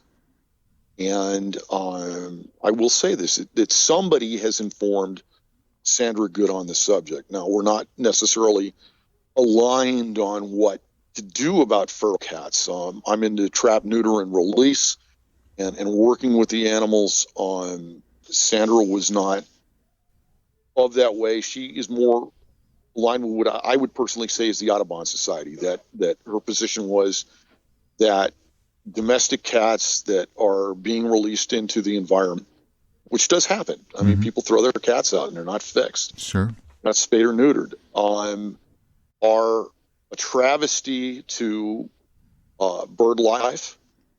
They're a travesty to lizards. They're a travesty to mice and other animals. And she's right to a degree. They are. Cats can be thrill killers. You can feed them very well, and they'll still go out and hunt. Anyways, so we're having our conversation, and then she had to go. And then I followed her and her boyfriend into the mortuary, and Tony Miller was with me. And that's when I found out they were filming a documentary, because up until that time, I didn't know anything about it. I didn't know there was a documentary. I didn't know they were filming the funeral. I had assumed that they had cremated Charles Manson. I thought I was going to a 3-hour funeral. Mm-hmm. That, an hour and a half service maybe, and an hour and a half of a reception afterwards. Mm-hmm. So we go in this room, and a man, I guess, who was the director, stated, "If you want to be on film, get on this side of the room. If you don't want to be on film, get on that side of the room. Sign these releases." And that was basically that. And okay, at that point, I still am thinking that Charlie's been cremated. And we're taken to another building. Some time passes by. A man by the name of Les, who's the owner of the funeral home, very nice man. And we're in a hallway waiting. And Les said, "Okay, I just want to inform you that I have taken the coffin and turned it around." And I'm thinking, coffin? Charles Manson's been dead 4 or 5 months. Okay, even if you put him in a freezer, there is decomposition. And he said, "So if you don't want to see him, you don't have to. You can go into the room and sit down, and you won't see him." So they open the door, and we go in, and I look in the coffin. And again, it was when we first started talking, it was that surreal moment. Now I'm looking at Charles Manson, who looks a lot smaller than the man I had seen in 1971. Mm-hmm. Obviously a lot older too. He had an orange T-shirt on. He had a very light blue button-down shirt, but it was not buttoned in the front. It was long sleeve. He had gloves on. His ears were black. Obviously, I've been a policeman. I've seen a lot of dead bodies. I even went to coroner's school. Mm-hmm. His ears were black. The mortician did a great job on him. He had 2 decomposition marks on his right forehead. He also, they had covered his arms because of decomposition on his arms and his hands. He actually had a diaper. They had taken a diaper and cut it like in a circle, mm-hmm. and put it behind his head, so it was between his head and the pillow. but he was still seeping into the pillow. Mm-hmm. So in essence, of fluids in decomposition seep out of the body. Right. He was still seeping. He was, let me say this, if there's a mortician's Medal of Honor or a mortician's Award of the Year, Les probably should have gotten it because he did a great job on Charlie. It doesn't take away from the fact that the mortal remains of Charles Manson had been rotting. Right. And I don't want to upset anybody, and I'm not saying that to do that. It was just, that's the truth of it. The other thing that was kind of shocking to me, again, I didn't know Charles Manson. He was not a friend of mine. I'm not saying I'm an enemy of his. Mm-hmm. I didn't know him, okay? But I looked at, in the law enforcement realm, okay, there are cops and there are lawyers and prosecutors and bail bondsmen and bad guys and good guys and whatever. But it's our own little world. Without each other, we don't exist, okay? And from that standpoint, I'm looking at Charles Manson, who was into ATWA, air, trees, water, and animals, okay? He is highly embalmed, obviously. He's got a lot of makeup on him, okay? Mm-hmm. This is not something that somebody who's into the environment would be into, in my opinion. I agree, Okay. of course. As somebody who did know him well, absolutely. That was unbelievable, yes. So that was kind of shocking to me. And I was then assuming that obviously he was then going to be cremated. And if you cremate somebody, obviously the formaldehyde that's in his body is going to burn and go off into the air, and whatever the other chemicals that are in the makeup and everything else that they put on this man is going to go into the air. So in essence, they had put toxic things into the mortal remains of Charles Manson. May I also add, I know this professionally because I know people in the mortuary industry. They have really, if they don't have to, you're not going to view the body. They don't like to embalm bodies anymore because they're getting such complaints from the EPA of formaldehyde. The body is still going to, even if you're embalming a body, it's going to decompose. Right. It just does. It's not going to save the body forever. And the formaldehyde in the decomposed body will go back into the earth and it pollutes the ground. Mm-hmm. That's why they don't want to do it anyway. Let me go back to the issue at hand. So I am looking at this light wood coffin. Charlie's lying in it. Again, shock's a bad word. It was just it was just surreal. Mm-hmm. It was just kind of surreal. And so I I'm in the line. I step aside. Tony Miller kissed his fingers and put them on Charlie's head. The next guy kissed Charlie. There were other people that kissed Charlie like that. And at that point, it was a rather large room that Charlie was in. I mean, a room that you could hold a church service in. How many people attended the funeral as far as you can recall? I'd say maybe there were probably about 30 people there. Mm-hmm. And at that point, I just decided, this is not for me.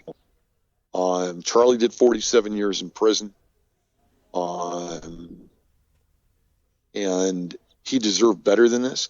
47 years in prison of a man that didn't go down on his knees, didn't beg for mercy, didn't beg to be let out of prison. There was a man's man, okay? Mm-hmm.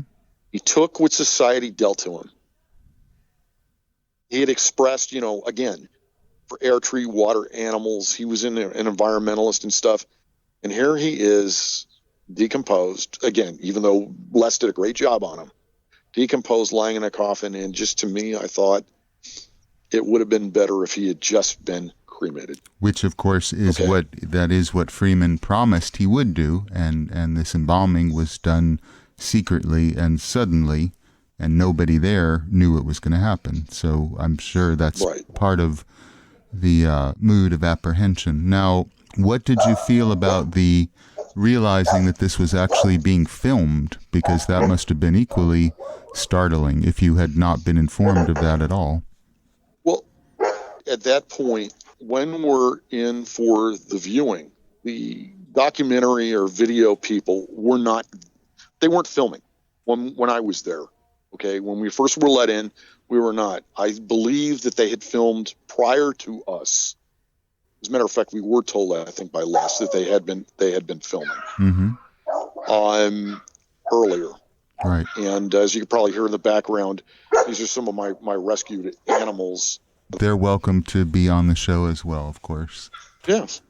Anyway, there's probably another animal walking by. But anyway, so when I was in doing the viewing, they were not filming. Nobody was filming. Mm-hmm. It was a private time for people to see, and obviously people that really knew Charles Manson. It was a time for them to, reflect, which is okay. Mm-hmm. So I basically then at that point, and I'm going to say again, I was probably standing there the first time no more than 5 minutes that I was in that room. Mm-hmm. And I decide again, as you can hear, my dog's still barking. Dogs, cats, horses. I mean, this is my life. I'm thinking about Billy's dog sitting in my car in the parking lot. Mm-hmm. So I just go outside. And there was somebody from the Manson community, because it wasn't a funeral person, that was actually on the door going in and out. They were like controlling the door. Mm-hmm. And they smiled, I smiled, they opened the door, they let me out. I went to the car, I got Billy's dog, and I said, you know what, let me walk around the neighborhood. Let me see if I can spot some policemen. Let me see if I can spot the media. Let me see if something's going on. Mm-hmm. And I walked all over that neighborhood because the funeral home bordered on one side a commercial area and on the other was residential homes. And the only thing I saw walking around was a woman loading her minivan with some kids. And she was looking at me very curiously as to what I was up to. And I was thinking in the back of my mind, well, I'm walking a dog, except she didn't know me. I don't know what's going through her mind. She didn't know me.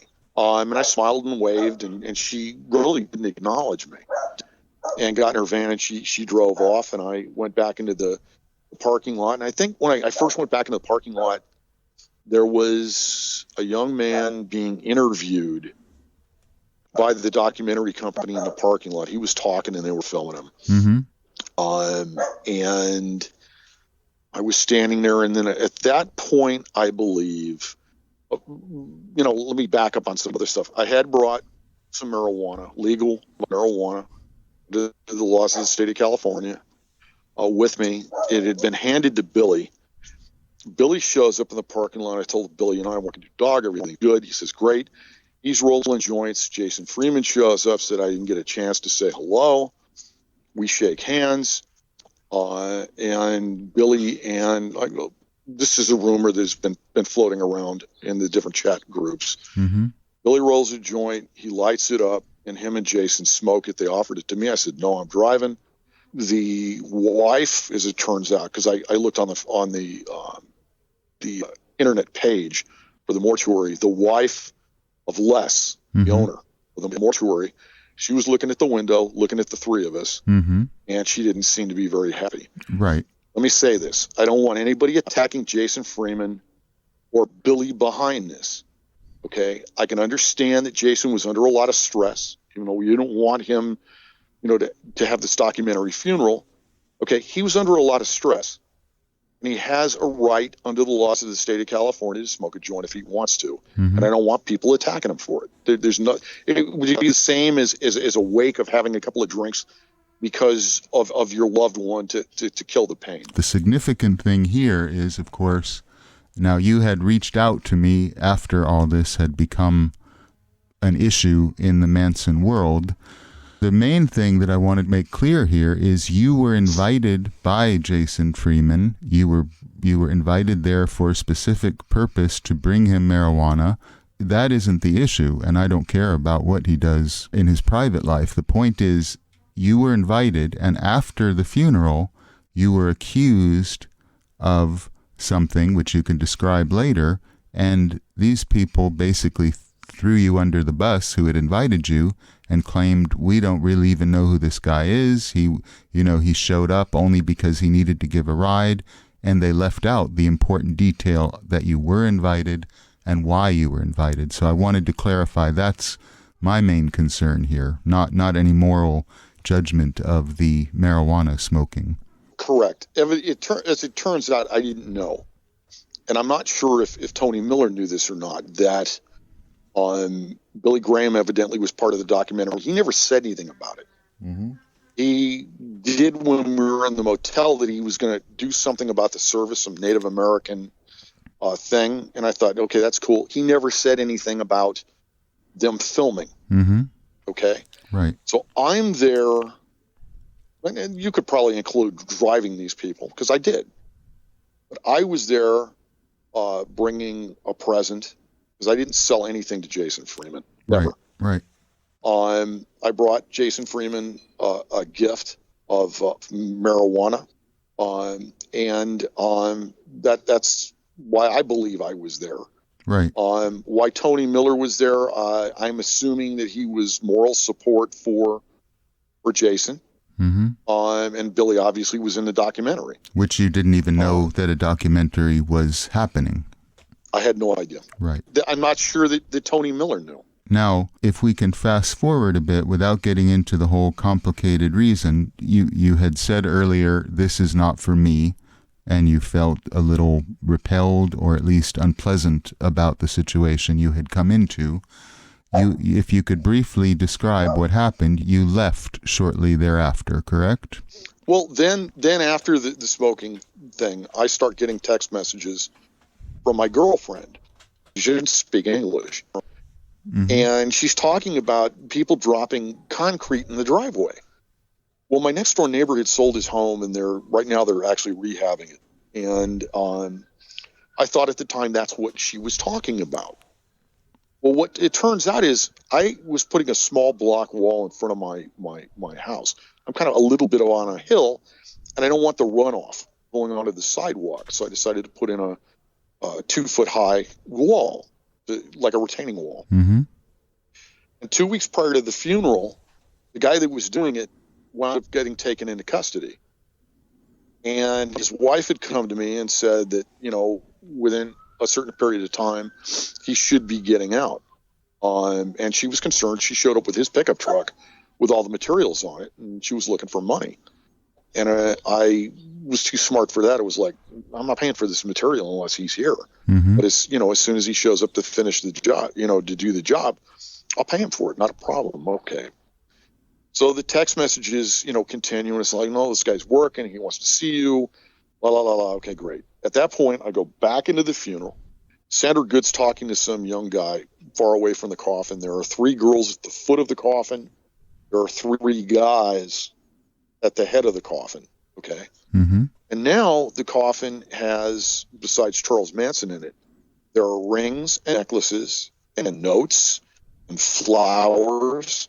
Some guy's credit card mm-hmm. are all sitting on Charlie. Okay. And I thought that was a little strange. But that's fine. They were showing love to him. And then I'm just looking around the room. They're playing some of Charlie's music. There are some other people in some chairs. So basically people were like grouped up. And I walk out and I get a phone call from my girlfriend. And now she's saying that she's going to leave, that these guys are wanting money and that she's not going to deal with it. And she's leaving. And I'm thinking, oh, this is just great. Mm-hmm. So I know that I got to go back, and I wanted to leave anyway, but I knew that I had to go back to my home and deal with this problem. Right. So I tell Billy and Tony, and obviously they got very upset. And I said, look, I'm not leaving you guys. Get in the car. Let's go. We've seen Charles Manson. Mm-hmm. We paid our respects. Let's get out of here. Mm-hmm. And it was like, no, we're not. We're Right. staying. Right. And I said, okay, obviously somebody here will take you back. And at that point, I left. But before I left, and this is what I guess started the whole controversy, is I saw again that picture in my mind of looking at it, the first pickup van. They pick up the bodies knowing that Charlie was picked up in it. Right. Next to the crematory, and the crematory where I know Charles is going to get cremated. and I took a picture of it.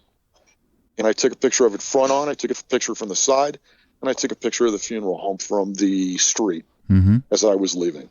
And that was it. I didn't take a picture in the funeral home. I didn't take a picture of Charles Manson.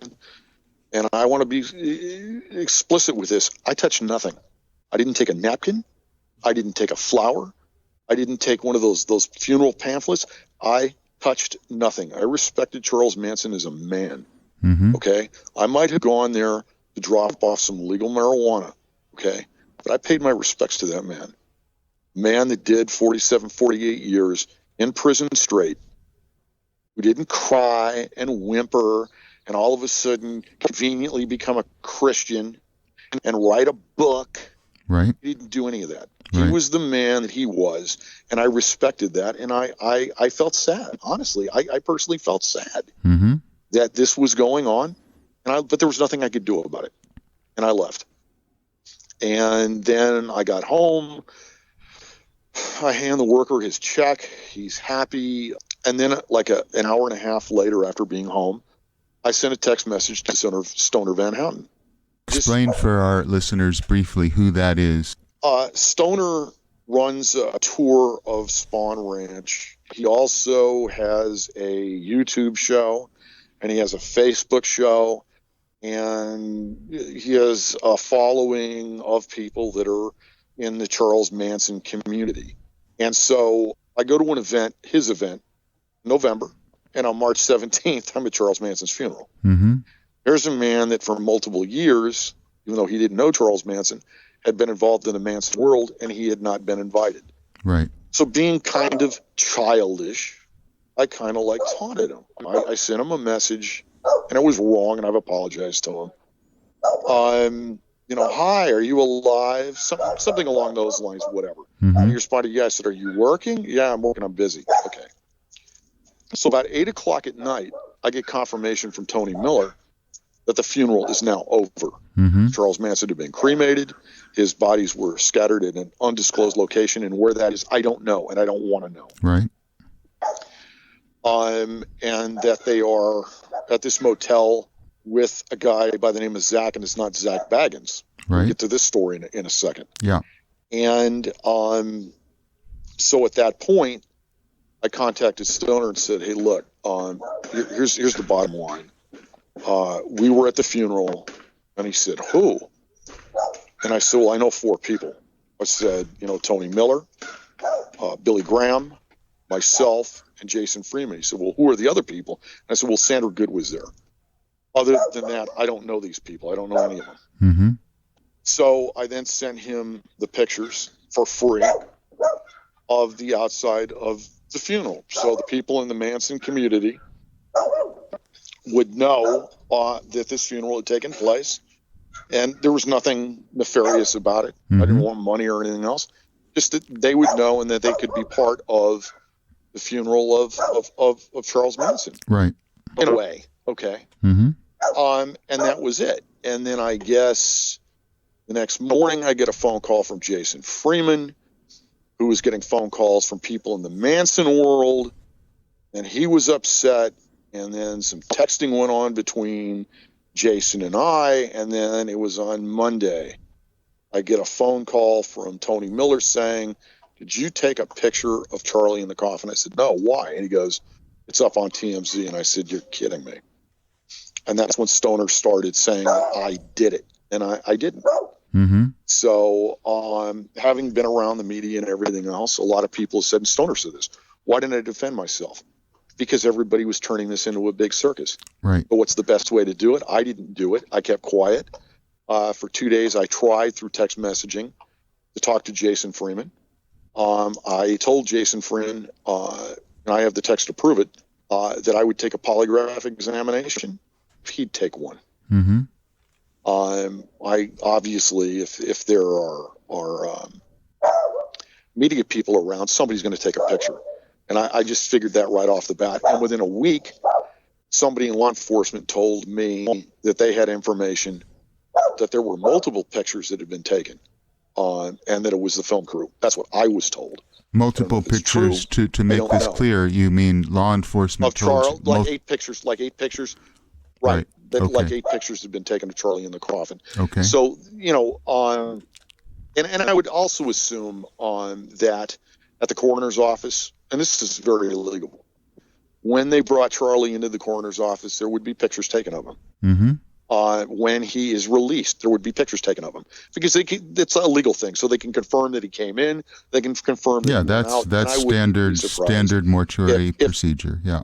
Right. And I wouldn't be surprised if there were some high-ranking cops that showed up and took selfies with Charlie when he was in the coroner's office.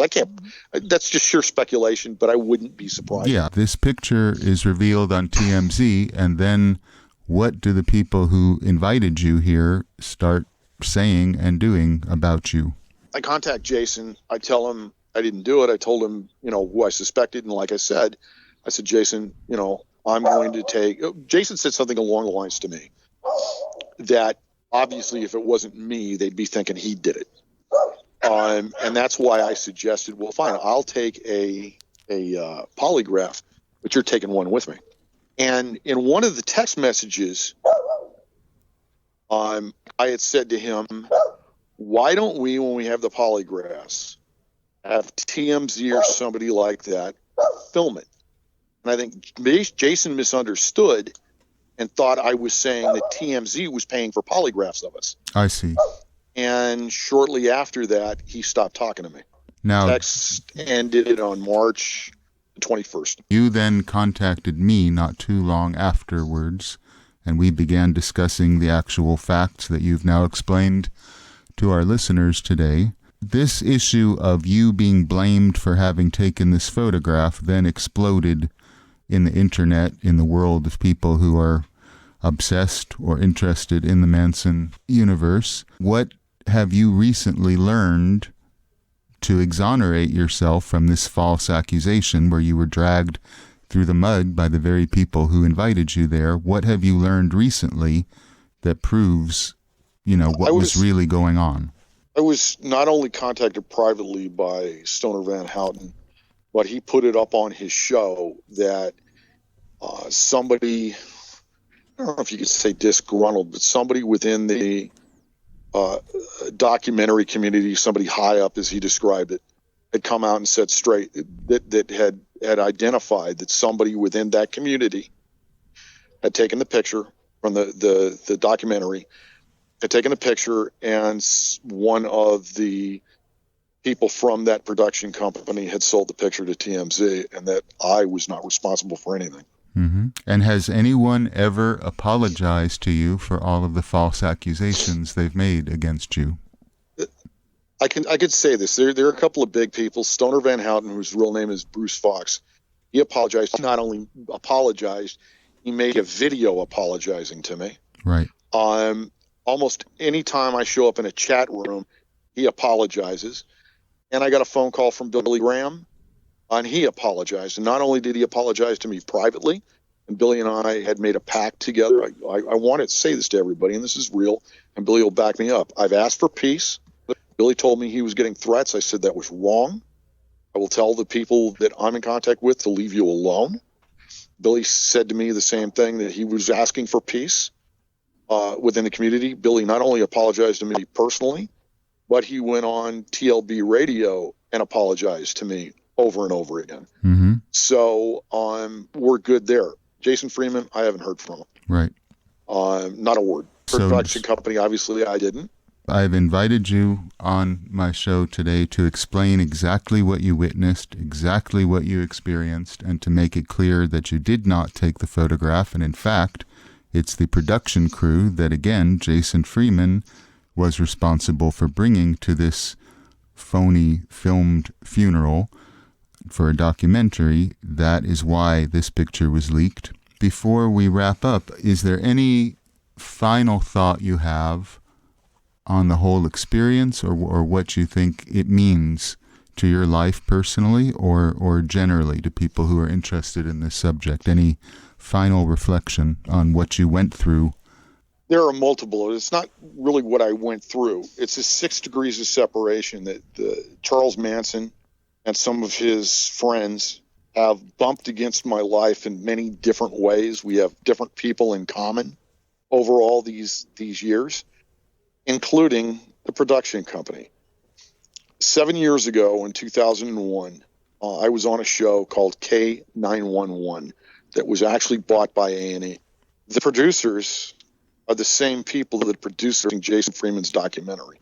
I didn't get paid, and I parted company with and A&E bought the show, but they never aired it. And to this day, I'm really not sure why. It was actually a very good show, even me speaking, and it dealt with animal rescue. Animal rescue in really bad neighborhoods and bad circumstances in Los Angeles, with a cast of people that didn't, which is very, reality shows, people that didn't blend real well with each other, if you know what I mean. It made it a good show. Well, again, the producers of that turn out to be the same producers of this documentary. I didn't know that before. So again, we have at least a third cosmic coincidence that you're invited to this documentary reality TV funeral of Manson that is being produced by the very same people. Now, who are you willing to say who that individual was that you dealt with? Well, it was Laura and Robin Keats. Mm-hmm. And as it turns out, this is unfolded because I didn't know why or what was going on. I was blind. It was like walking to a play, and the play's been going on for an hour and not knowing what's going on. That was me showing up at Charles Manson's funeral. Mm-hmm. I knew none of the players. I didn't know anything that was going on, and I'm in the middle of it. Okay. And as time has gone by, more things have been revealed. I guess Tony Miller, I'm not sure, but I believe this is the truth. Tony Miller and Billy Graham stayed with Zach Keats, which is the son. I've met Zach from being on K911, which is the son of Laura and Robin Keats. That was about 3 weeks, maybe 3 weeks after, 2-3 weeks after the funeral. Mm-hmm. It started sounding bells in my head. It was like, whoa, wait a minute. I know that kid. I know his parents.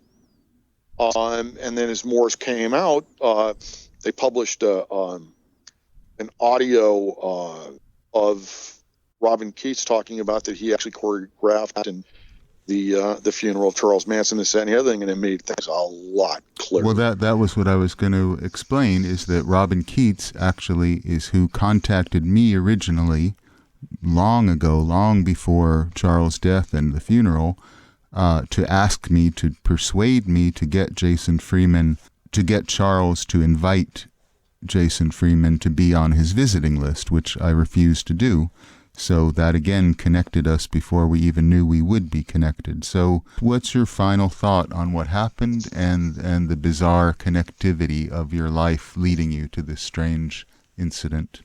I would hope that the connections here are related to the planet, animals, peace.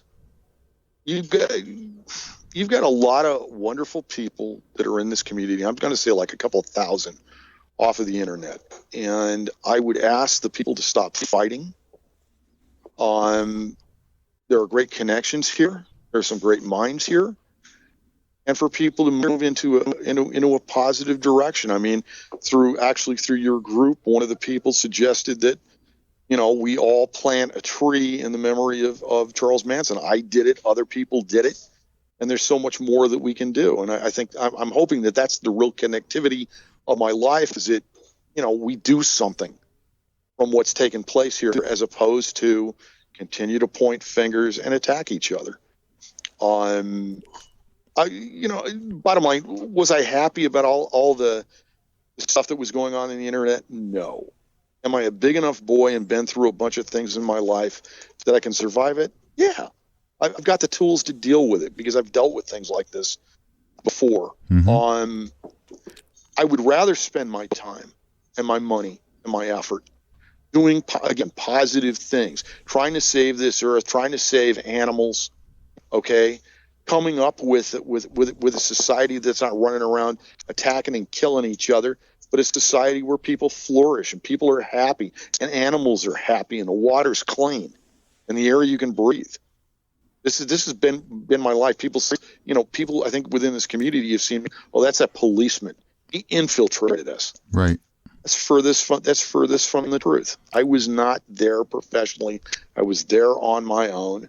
I apologize to everybody. I didn't make money out of this, but I apologize if I offended anybody, and I've done that. Mm-hmm. Okay, that's my take on this. If something really good comes out of this in the end, and I'm hoping that it does, that's what I'm hoping. Why I was there in the end.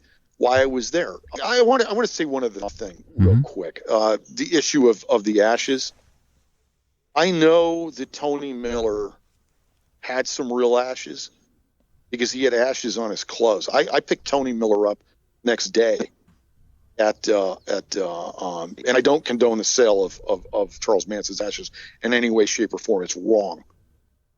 Or even giving them away. Mm-hmm. But I know for a fact that he did have some ashes on his hat and his clothing and like that. And I basically told him, don't be picking that stuff. Don't be picking the ashes off in the car, please. No. I want to thank you for being an honest witness, one of the few who attended this event and who were involved with it, who have had the courage to describe it accurately and authoritatively. And your words will have a positive effect because the truth is always beneficial. So thank you, Tony, for your time. Thank you. As I mentioned at the beginning of this show, the echoes of Jason Freeman's desecration of Manson continue to ricochet. Just as we were about to complete the final edit of this program, news broke that Tony Miller, mentioned in the previous interview as the person who brokered Jason Freeman's invitation of Tony Sperl to the funeral, emerged in the news in a most unpleasant manner. As this news clip reveals, at the time the born-again Christian Jason Freeman was befriended with Tony Miller, Miller was alleged to have committed the crime of sexual assault against several women. At the time of the crimes he was accused of, Tony Miller had provided ashes taken from the funeral to a self-described blood artist to paint a self-described tribute portrait of Charles, which now hangs in the sleazy Las Vegas Haunted Museum of trash TV producer Zach Baggins, one of the co-producers of the Freeman documentary Bloodlines.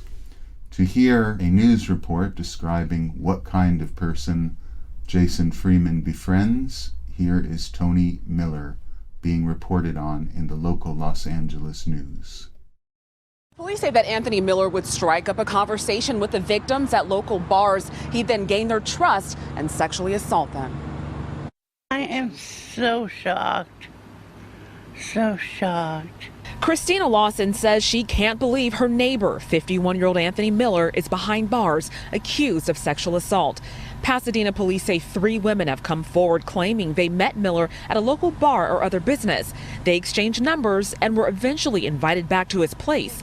That's when police say he forced them into having sex by intimidating them. Jovita Gonzalez says she often saw women come and go from Miller's apartment, but never thought anything of it. See a few girls come in and stuff like that, but a lot of them were friends too, because I met them. Police say the victims were between the ages of 20 and 40 and that he would threaten to harm them if they didn't go along with his plan. Investigators believe there may be more victims out there. Lawson says she's known Miller for the last 6 years and never suspected anything like this. I feel really bad. I feel really bad for the victims, and I'm sorry he got himself in so much trouble. And Miller is being held on more than $10 million bail. Police say that if you feel that you've been a victim, call Pasadena Police. Live in Pasadena, Candace Crone, KCAL 9 News. And she bare him a son, and he called his name Gershom, for he said, I have been a stranger in a strange land. Exodus 2:22, King James Bible.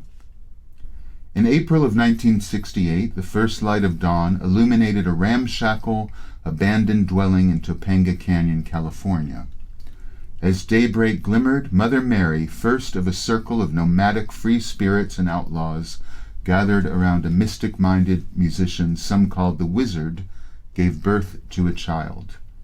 As her sisters in the communal tribe helped Mary give birth outside of the strictures of the establishment's clinical hospital setting, the menfolk waiting outside noticed a hawk flying over the ranch. The father, Charles Mills Manson, who witnessed the birth and assisted in the difficult delivery, named his progeny Sunstone Hawk, in keeping with the Native American tradition he admired.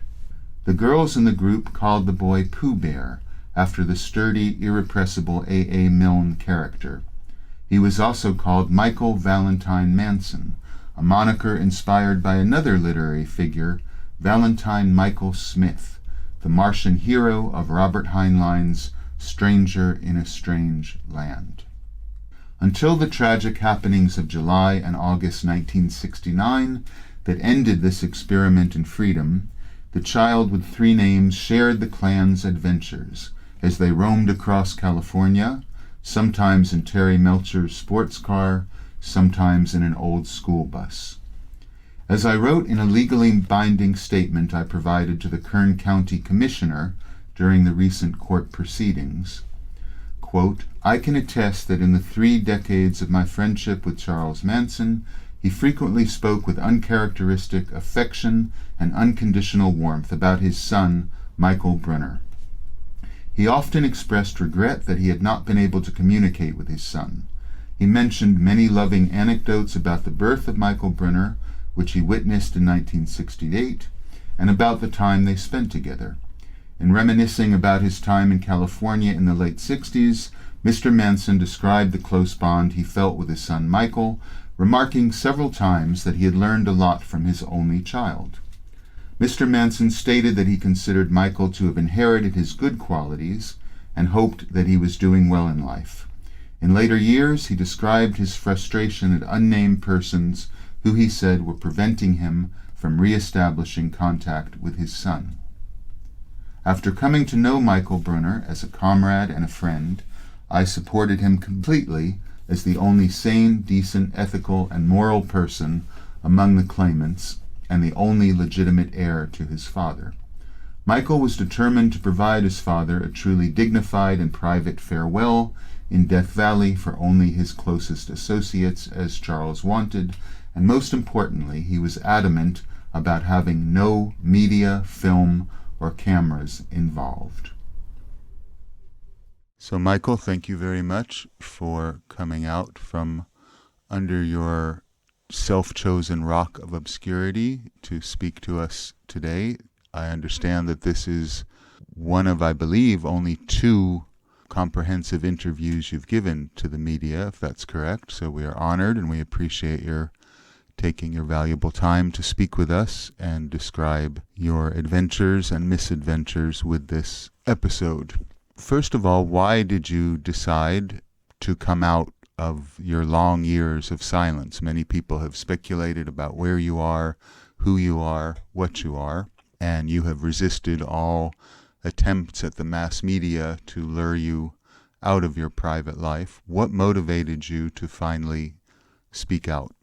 Well, I've stayed out of the public eye because, I mean, it's really not my place to be in the public eye. I don't want anything to do with publicity. I'm not a media hound by any means, obviously.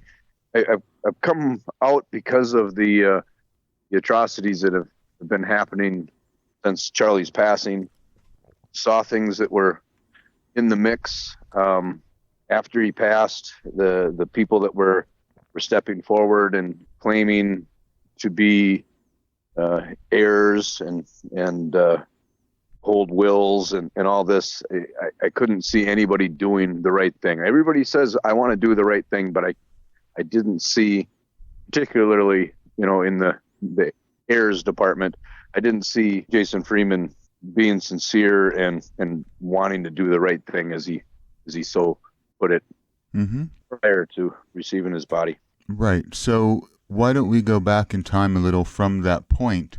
When you were a child, I think a lot of people have maybe a mistaken idea, because there's sort of a legend grown up, that when your mother, Mary Brunner, went back to Wisconsin during the trial after the events of 1969, you were fairly quickly adopted by her parents. Can you explain how you grew up and what the circumstances were? Because I think maybe it's been a bit exaggerated and mythologized in the retelling, as everything is in this case. I don't think, and I was actually adopted, I think was in 1976, if I had to guess. Mm-hmm. So I would have been 8. So I lived with my grandparents, but they raised me as their son. So, I called them mom and dad from, the time I started talking. Mm-hmm. They never hid the fact of where I came from me. When I got old enough to ask, they would tell me, and we would talk to Mary on the phone quite regularly. But when I would ask about Charlie, I remember my grandfather saying, he was a crazy guy and he killed some people. And when I would ask a little bit more, I remember him saying, he must have heard Charlie say on some program that when asked why he killed those people, well, they were going to die anyway. Mm-hmm. Was the quote he'd like to bring up. I could tell it was uncomfortable for him to talk about it, even as I was, when I was small, young kid. So I really didn't push the issue much. Mm-hmm. But surely you must have heard from, once people realized who your father was, you must have heard from schoolmates or teachers or other people in your community the usual kind of nonsense and hysteria that comes up when the name Manson arises. I think that's how I figured out he was more of a big deal than just your average everyday person in prison. Growing up in a small town, everybody knows what's going on. And I don't know if it was a sibling or parents that would tell classmates about me, and they would come to school and kind of give me a hard time about it, Mm-hmm. And as far as stigma, as you know, when your father was growing up, his mother was in prison for a while, and that was because of a minor crime that she committed, an attempted robbery. So your father grew up with the stigma in a small town of everybody looking at him as a bad seed and looking at him as the child of a convict. You sort of had, a similar experience. Your mother was in prison like your father's mother was in prison. Was there a stigma about that as well, or was it mostly just the notoriety of Charlie that overwhelmed that? Oh, I'm sure it was the notoriety of Charlie. He was a pretty big figure. So it was less so your mother's lesser known crime and conviction were not a major issue in your childhood. That wasn't something that came up as much as the demonic nature of how people saw Charlie. Yeah, I think if Charlie Manson wasn't involved, people wouldn't know. Okay. It was most of what I heard was your father's Charles Manson, that sort of thing. And I would get asked questions. I really didn't have the answers, Right. I didn't, when we got into high school, a lot of people were into true crime and knew about the case, and I knew very little. I kind of put blinders on as I grew a little older there and didn't want to look into it anymore. Mm-hmm. Sure. And then what happened that transformed you to start to look into it or try to understand it? Was there any particular event that removed these blinders you described, or was it a more gradual process? Well, I had a lot of time. I was working overseas, and the winter time was relatively dull, and I had internet access, and this would have been 2007, 2008, somewhere around there. Mm-hmm. And I did start nosing around on the internet and seeing that he had a following, if that's not the wrong word to use. He had a lot of people that cared about him and were saying things other than what you were hearing through the news media. Mm-hmm. And really his passing really got me looking into things a lot more. I wish I would have done it much earlier. There's a lot of regret there that I didn't didn't take the bull by the horns when I was younger and look into this more.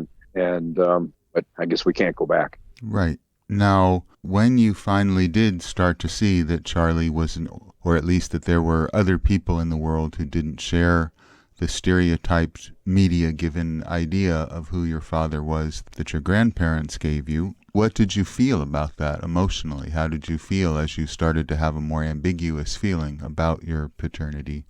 Well, I guess confusion is the first thing. You grow up believing one thing, and then you start peeling the onion, so to speak, and seeing that there's what you were believing most of your life may not be true. Mm-hmm. So there's a lot of confusion. What is real? And I've never really been a conspiracy theorist. A person has to spend a little time to look into it. And I did spend some time that one winter, and then I came back to the States and resumed my busy life and kind of didn't follow up on it as much as I should have. Mm-hmm. I did make contact, or tried to make contact back in 2007, 2008. I didn't want my family to know. I didn't want prison guards to know. I didn't want anybody to know. I was trying to do it relatively quietly. So I did find a few of these websites where the people claimed to have contact with Charlie, and did send word that I would like to speak to him. And well, it kind of blew up in my face because I'm trying to be, all sly about things. And what happens, Charlie sends me a postcard. Mm-hmm. I'm not even at my house. It's, it goes to my family, and again, kind of blew up on me. What was the reaction of your family when that happened, if they had no idea you were even trying to reach out to your father? Well, the postcard didn't mention I was trying to reach out. It just told me to write. And, I had planned on doing that, but now I want to start writing, but I don't want to have things coming in the house. I thought, one day I'll get a post office box, or I'll use somebody else's address and go about it that way. And that day just never came, Mm-hmm. Life got in the way. Right. Now, to go back a little, many years earlier, Charles had sent your grandparents a letter for you. When was that approximately? Because you had shared that letter with me, and it's a very interesting document that makes it clear he definitely still recognized you as his son, and it's a loving, if tough love, expression of fatherhood and trying to reach out to you. When did Charlie write that letter to you? Because that was much earlier than this postcard. Let's see, do my math. 1979, 1978, somewhere in there.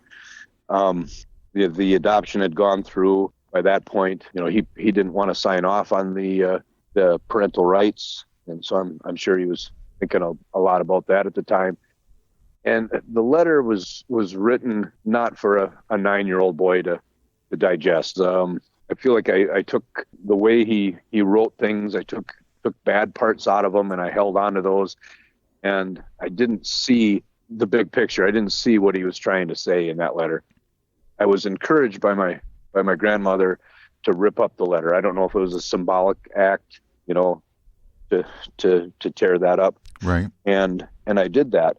After Charlie's passing, now I was given by other family members. I found out that she had made a copy of that letter. So now I get to read a copy of this letter some 40 odd years later. Right. And well, it's a lot easier to understand as a grown man, right, than it was as a 9-year-old boy. And the parts in there that I took away were, I don't think they were meant as bad things. They were meant as good things. Well, maybe when you were 9 years old, you were reading it through the prism of what your grandparents had told you about him. So I suppose that prejudiced you to see the negative, and then maybe that had faded somewhat by the time you read it again. Yeah. Just for instance, in there, he talks about my grandmother as being a large horse with big teeth. Mm-hmm. And to me, okay, he's calling my grandmother a horse with big teeth. But looking back at it, he was saying that she was a strong woman. Right. Well, Charlie liked horses, so yeah, that was a compliment from him. I didn't see it that way at 9 years old. Mm-hmm. I saw it as a derogatory statement about somebody that I cared about. Right. And I took that away. And there's more than just that one statement that I took the wrong way, but that's just one example. Right. So what did you get when you read it again of a positive nature? Because you've been kind enough to share it with me, and it definitely is, reaching out to you and showing you that he did care about you in a way that he very rarely showed that kind of emotion or vulnerability. So it's quite unique among letters I've seen to other people. What was your impression on the positive side? Well, again, now that I understand how he's writing and what he's trying to say a little bit more, there is a lot about the time we spent together on Swan Ranch and the things going on there. I think he's trying to guide me in a positive direction, and I think he's trying to tell me that he cares. Mm-hmm. He is a little bit hard to understand. Some of the things that were said in that letter, I've had to talk to people, yourself included, and is this a real chicken or a metaphorical chicken? And come to find out, it was a real chicken. Mm-hmm. But you don't know until you ask the people. And I've heard from several people that he's told that story over and over again. People listening might know the story. Right. I'm sure some of them do. So now if we go to 2017, November 19th, your father, after much, sensationalist publicity since January of that year when he had fallen ill and been rushed to the hospital, and there had been a lot of ghoulish anticipation and expectation, and the usual mainstream media treatment of him was that, people were glad he was dead. We hope he rots in hell, flush him down the toilet, that kind of thing was all over the mass media. What was your reaction when you learned that Charlie had passed? Well, Nicholas, let me tell you, I don't think I've ever told even you this. I had heard, it was a Saturday morning, I had heard that he had fallen ill again and was taken to the hospital. And I did spend a lot of that Saturday making calls and trying to get a hold of him just to touch base. And I kind of had the feeling, he'd been in the hospital before, but I had a feeling that this was more serious. Mm-hmm. And I wasn't able to get through to anybody. I just, California, I just got into these phone systems and wasn't very successful. I thought I'll make it a point to spend Monday morning calling out to California, and well, obviously he died on a Sunday. Right. Well, at least make a call, mm-hmm. and cross that bridge. If it would have come down to going there, maybe I would have gone there. Right. We never made it that far. So. Right. If we look at the situation as it happened without everything, all of the nightmarish experiences we've seen since, you then learned, or you were probably already somewhat aware of the court battle for your father's remains and all of that. What was your first reaction to the most prominent media hound of the various competing factions, Jason Freeman? What was your first impression was quite different than what it later became, and maybe that would be interesting to see how your ideas about that evolved. Well, Jason originally came out and talked about giving Charlie a proper burial, and at that time there was already a couple of or rumors anyway of a couple of wills that were going to come out, and here we've got what I believe to be a blood relative that was going to try to do the right thing. So I did try to get a hold of him to support him and whatever I could to make sure that Charlie stayed within family. Right. And I figured, well, who's gonna handle things better than family? Mm-hmm. As time went on, I tried numerous times to get a hold of Jason, and he seemed to be avoiding me, and it was kind of a red flag. Why does this guy want to have all these Facebook followers, and he's giving daily devotionals on Facebook, and he's running around all the media and giving these interviews, and he's got a film crew following him. Things just didn't add up. Mm-hmm. Right. I should add that now Jason Freeman presents himself as a devout, born-again Christian and deeply concerned about family and, biblical values of family togetherness and kin. And yet there you are, the biological son of Charles. You reached out to him, and he pretty much, he did ignore you completely. So that was a I got snubbed. Yeah. So you then put two and two together, I suppose, as to he obviously wasn't sincere. He had even mentioned in some media reports that he was, trying to contact next of kin. But as we can see, that was one of his many empty promises. So then what was the next step for you as you observed sensationalist media courting that he was doing? What was your next move? Well, all of a sudden people started talking about what was going to happen with Charlie's remains, and they talked about selling ashes. They talked about cutting off tattoos. They talked about pictures and video and all these different things that nobody wants to see their kin go through, Mm-hmm. I mean, we weren't close, but come on, nobody needs to see this. Right. And not being able to get a positive response from anyone, I ended up finding a lawyer and jumping into the court battle myself. The lawyers were not very enthusiastic about my chances of doing any good because of my adoption. The adoption in California just basically severs all of your parental rights.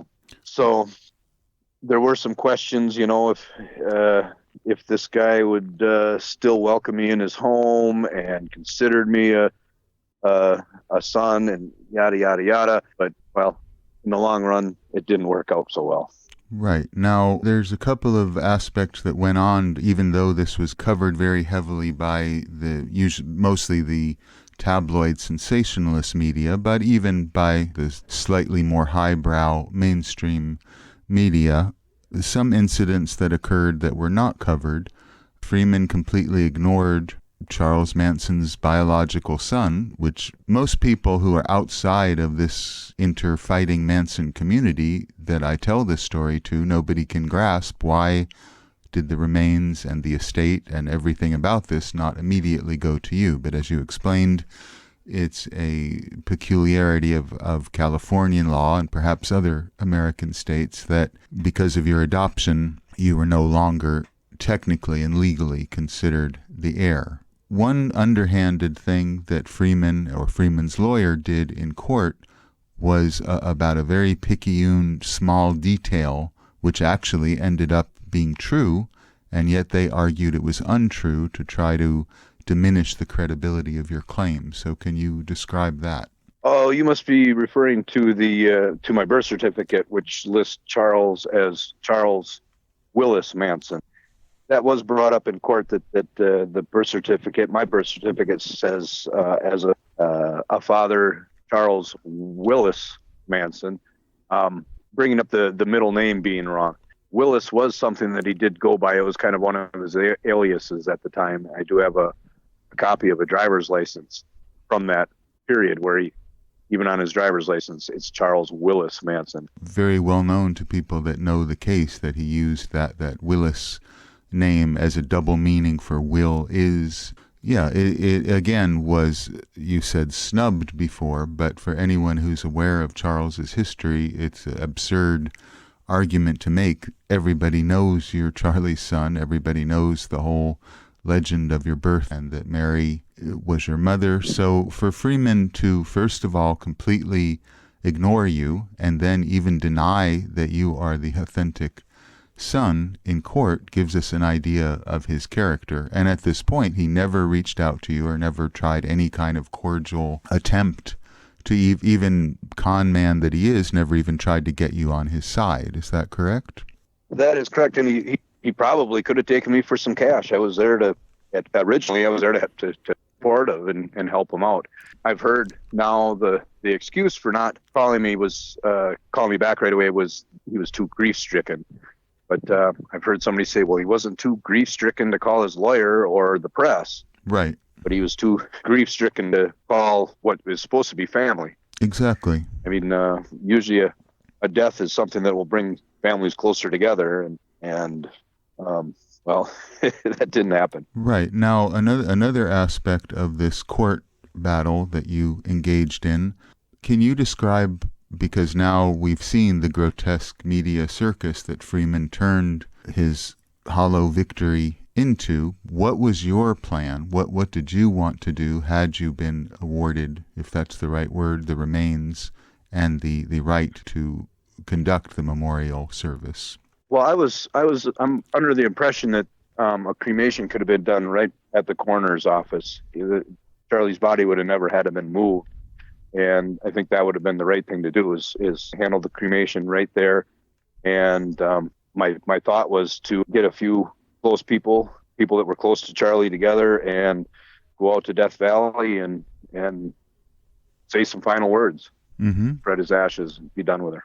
Right, and needless to say, that would have not been in any way covered by the media. You made a point of saying there would be no cameras, no filming, and it wouldn't have been a open casket funeral filmed for a TV show, which, as we'll get into, is what it turned out to be. It would have been just an immediate cremation and bringing him to Death Valley, which is where he told me and many other people he knew for decades, which is what he wanted done when he passed. So that was your plan. And now I think people may have forgotten, after the circus that has transpired since, Freeman, among his many lies, he also claimed that he was going to immediately cremate the body. So even when we were suspicious of him, we all thought that's what he was going to do.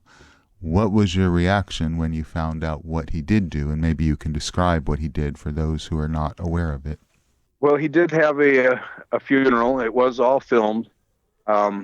This was after he was embalmed and prettied up for the cameras. He didn't cremate him right away. He was cremated, but not until after they got what they needed out of him.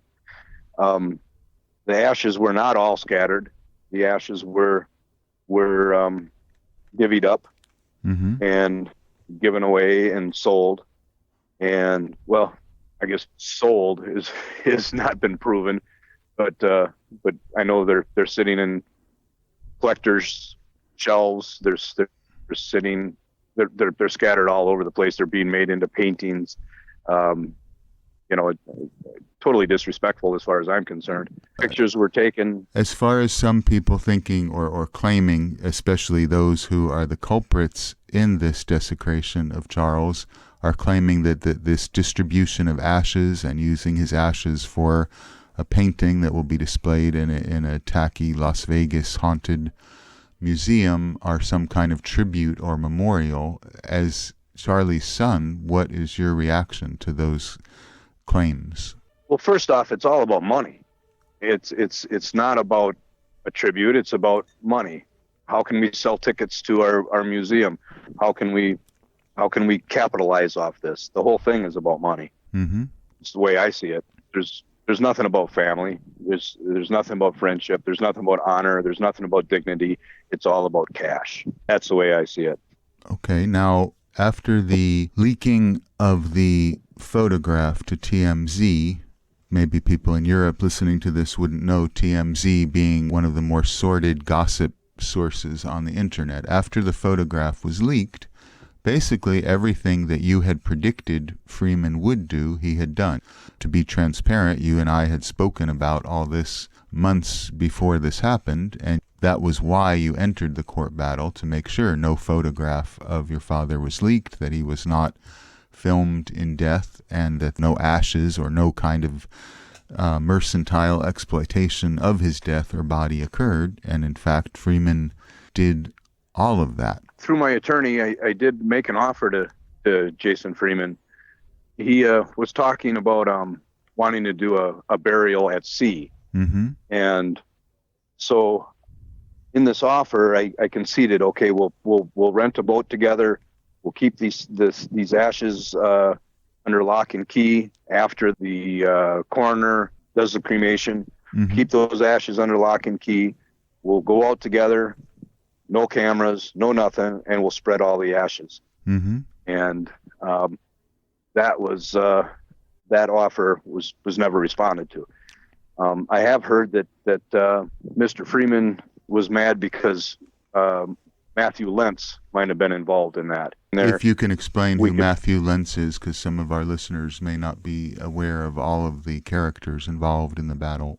Matthew Lentz is another person that's claiming to be a son of Charlie's, and he did have a will. Right. I don't know exactly if it was considered invalid, or if he just couldn't find the right legal representation. But I believe he's totally out of the right. So the picture now. The main point here is an offer was made again, even at the last moment, to allow a normal cremation rather than this grotesque film shoot funeral that occurred. And again, Freeman rejected it, and again, he didn't make any overture or attempt to speak to you about it. You had made at least 2 attempts to reach out to him, and then again through your lawyer, to make sure that a proper cremation would have been done rather than this last-minute embalming for the film shoot funeral that did occur. And again, he made no overture to reach out to you, obviously had no intention of a cremation, because that would not have given the main cash cow that he needed to get on film. So that his lawyer denied this, refused to do this, correct? He just never responded. Mm-hmm. It was dead silence from the other end. When the funeral was hastily put together, after Freeman became in possession of the body, you were invited to the funeral at the very last minute. Can you explain a little bit about that, and of course why you didn't attend? Because that's been another issue from the Freeman true believers, from the Freeman flock, that your refusal to attend, they would like to pretend, shows your lack of concern for Charles. So I think you should be given an opportunity to answer that charge.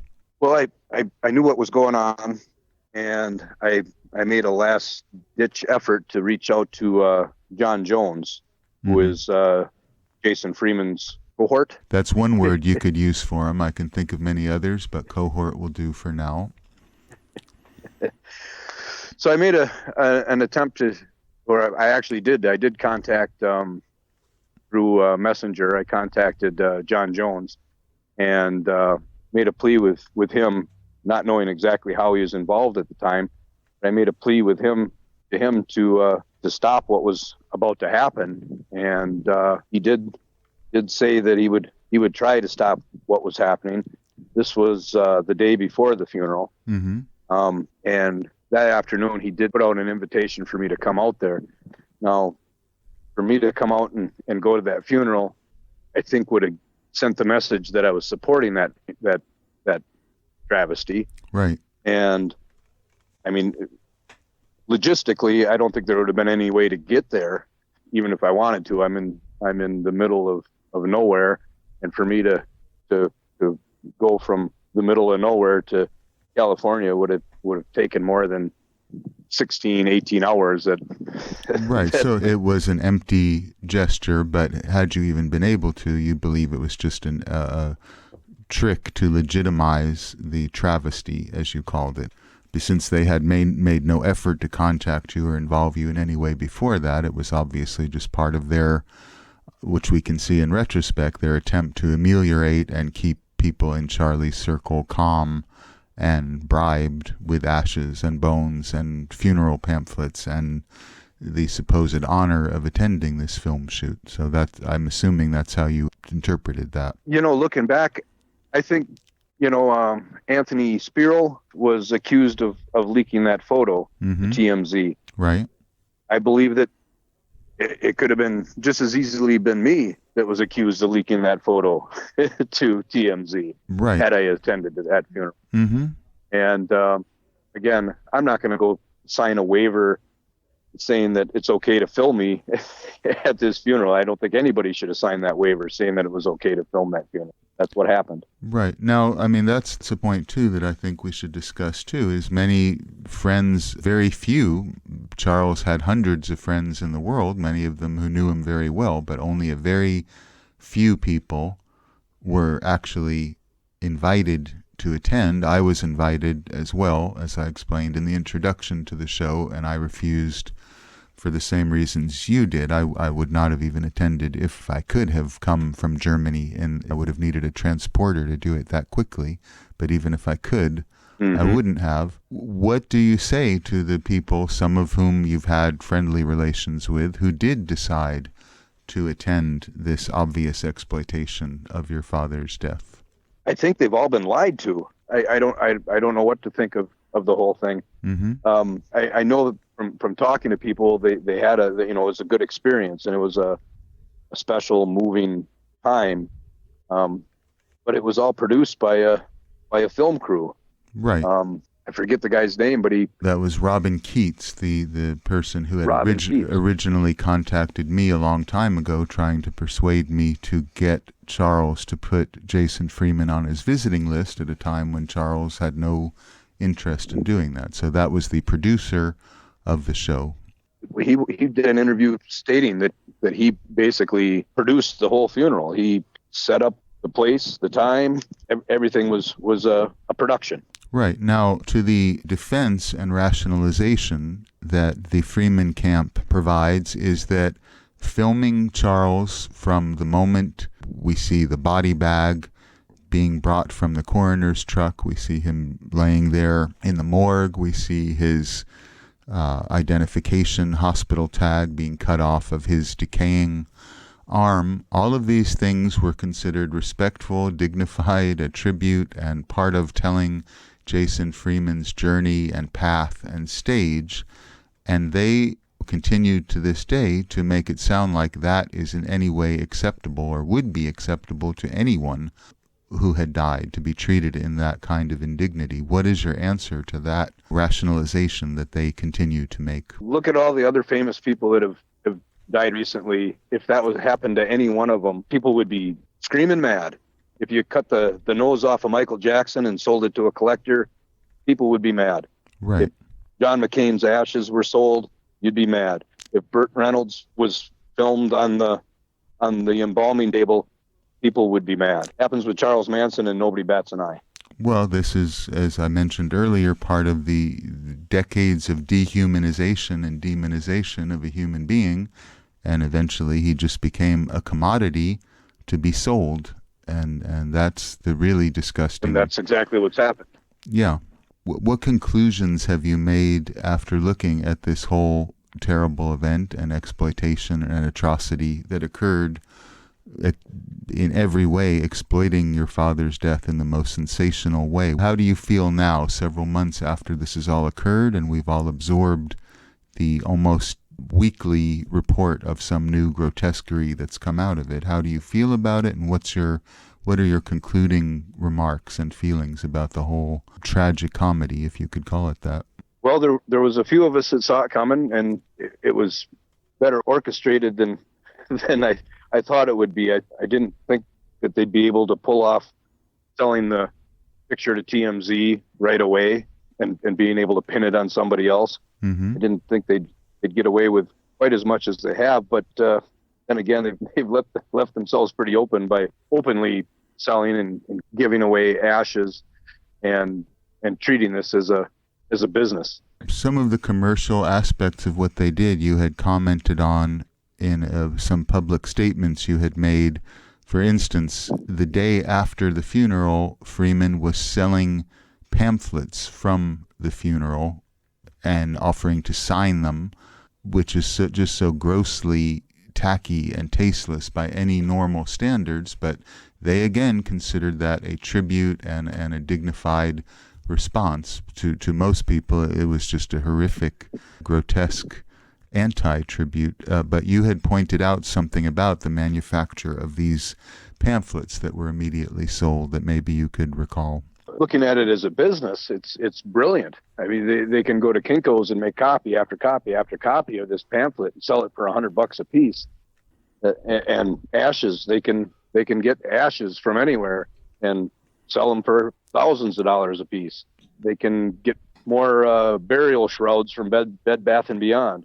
I can see it's a money-making thing. They can sell flowers. Nobody knows that these yellow flowers weren't at the funeral, so they're worth hundreds of dollars. Very enterprising. Yeah, and then the exploitation of not only that Jones and Freeman used it as a way to exploit Charles' death, but also Zach Baggins, this producer of the haunted television show that I've discussed a bit earlier in explaining how this all came about.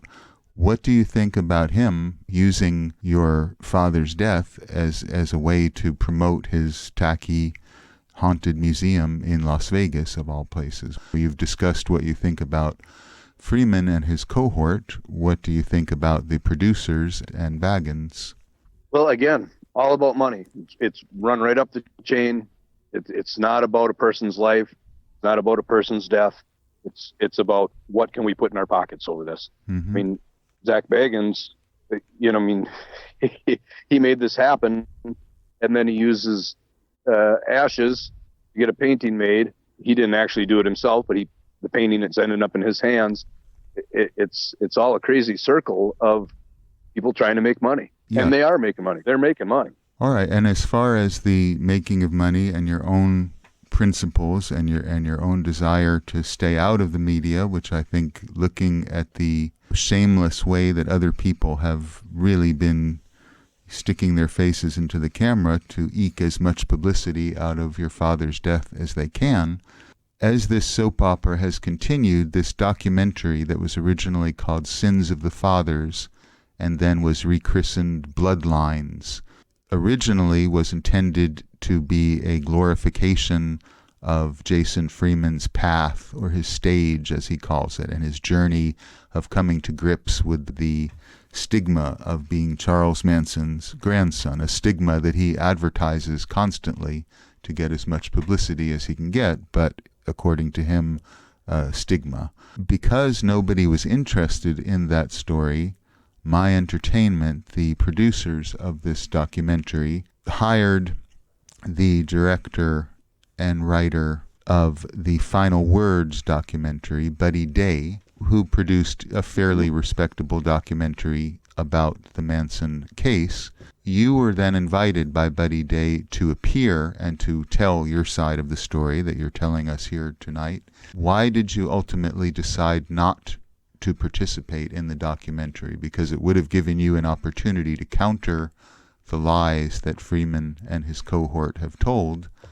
What made you ultimately decide not to participate? Because of the players that are in it, the people that are, again, making money off it. My Entertainment is stands.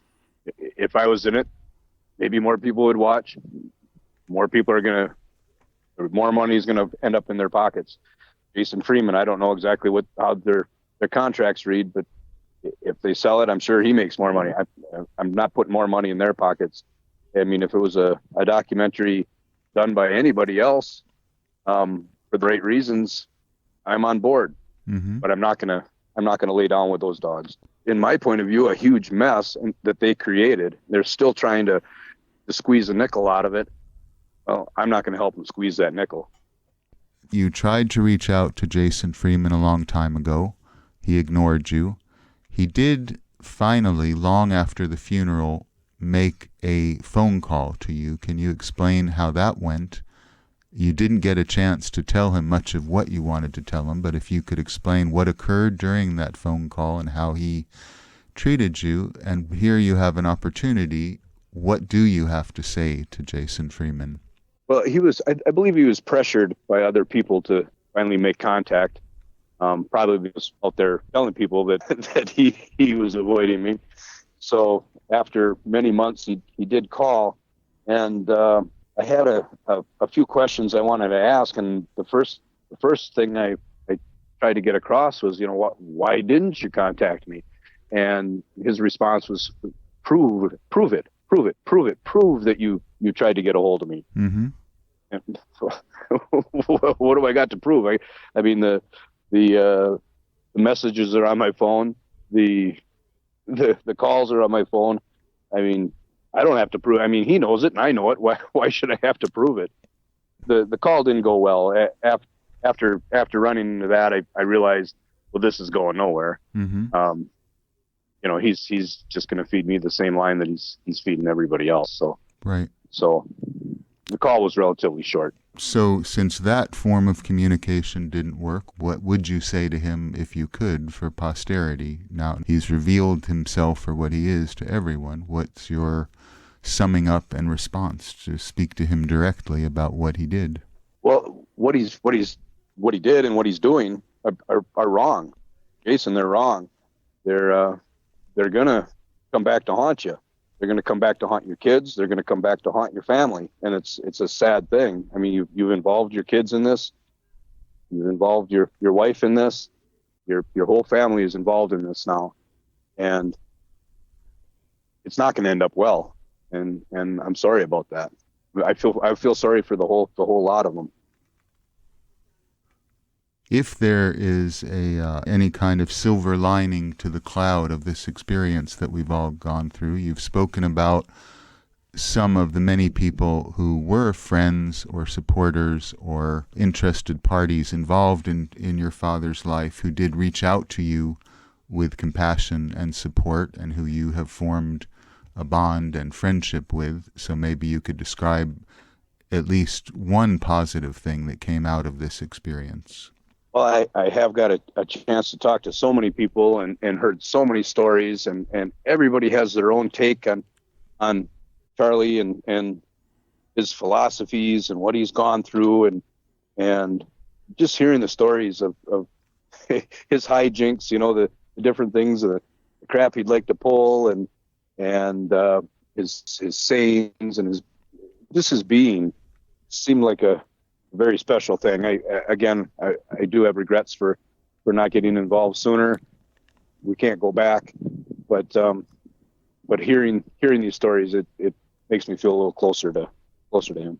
I'd like to thank all the people that have taken time and gone through A to Z, everything about him, yourself included. Thank you very much, Nicholas. It's my pleasure for helping me through this journey. Well, you've helped me through it too, so, it's a mutual admiration society. On a final positive note, one, in the wake of all the negativity and sorrow and anger that Freeman's actions have caused among people who actually cared about Charlie, you made the suggestion that trees should be planted in his honor. So can you describe that and the reaction you got, and why you felt that would be the best tribute and sort of an antidote to the negativity of the absolute travesty of the media event that his funeral turned into? Can you explain that, and why you, as somebody interested in ecology, who lives in a rural environment very much connected to nature, something Charles would have approved of, why you felt that was the most positive way to respond to the ugliness of what occurred? Well, Charlie was a very environmentally conscious person, and he cared about the trees and the air and the water, the animals. To plant a tree kind of helps all of those things. It has kind of taken off a little bit, and I know other people have people that can't, maybe don't have the space to plant a tree in their yard. They're planting trees in national forests through like the Arbor Day Foundation and different organizations such as that. I just feel it's a fitting tribute to the man. Personally, I planted a white oak back in on my property and back in a little ways. I've got some woods here, and there was a clearing that had been cut at one time. Was not growing up very well. It's just kind of a scrubby thing. So I planted some oak trees back there to in his memory, and I feel like as I grow older, that'll be a place that I can go and reflect on things. I look forward to looking at them every year and seeing their development, and I hope the other people that plant the trees will do the same. Okay, well, thank you very much for your time tonight, Michael. And are there any final thoughts of this experience you've gone through from your childhood on the Spahn Ranch, being right in the midst of the commune, and then your estrangement from your father due to the whole crisis in your family situation, then slowly changing your mind about who and what Charles was, and then the disaster of the funeral? How has it changed you as a person? What have you learned about yourself, and what have you learned about humanity through this process? I think we can all stand to be kinder to one another, kinder to our environment. We all have to second look at what we believe before we just blindly follow the media or blindly follow the government. We need to look at things a little bit. But the majority of the people that I've met through this have been nothing short of wonderful. I mean, there's been so many people I've gotten to talk to, and people I call friends now. And there's so many people that are interested in this that are really good people. They're not freaks and the wannabes and the hangers-on that I thought of prior to getting into this. If I would have known about how wonderful people are, I would have jumped into this much earlier. Well, thank you for jumping in to our show tonight, and we appreciate your time, and thank you for sharing your personal feelings after many years of silence, and we're very grateful for your presence here. Thank you, Michael. Well, thank you, Nicholas. I appreciate all you've done. Okay, talk to you soon. I'd like to thank my three guests for being honest in a realm which very often is dominated by mendacity and lies, and for bringing us their truthful insight into what they experienced. And I'd like to thank all of you who tuned in today to hear Cease to Exist, the death, funeral, and desecration of Charles Manson. I would like to say that brings us to the end of our show, but the fact is, if anything can be expected about this unexpected enigma, there is no end to the Charles Manson mysteries, and I am quite certain that the karmic repercussions of the desecration will continue to ripple in very unpredictable ways. Thank you. You've been listening to a special edition of the NIKOLAS SCHRECK Show on Radio 1 Berlin. For more information, visit www.radio-on-berlin.com. Thank you for listening.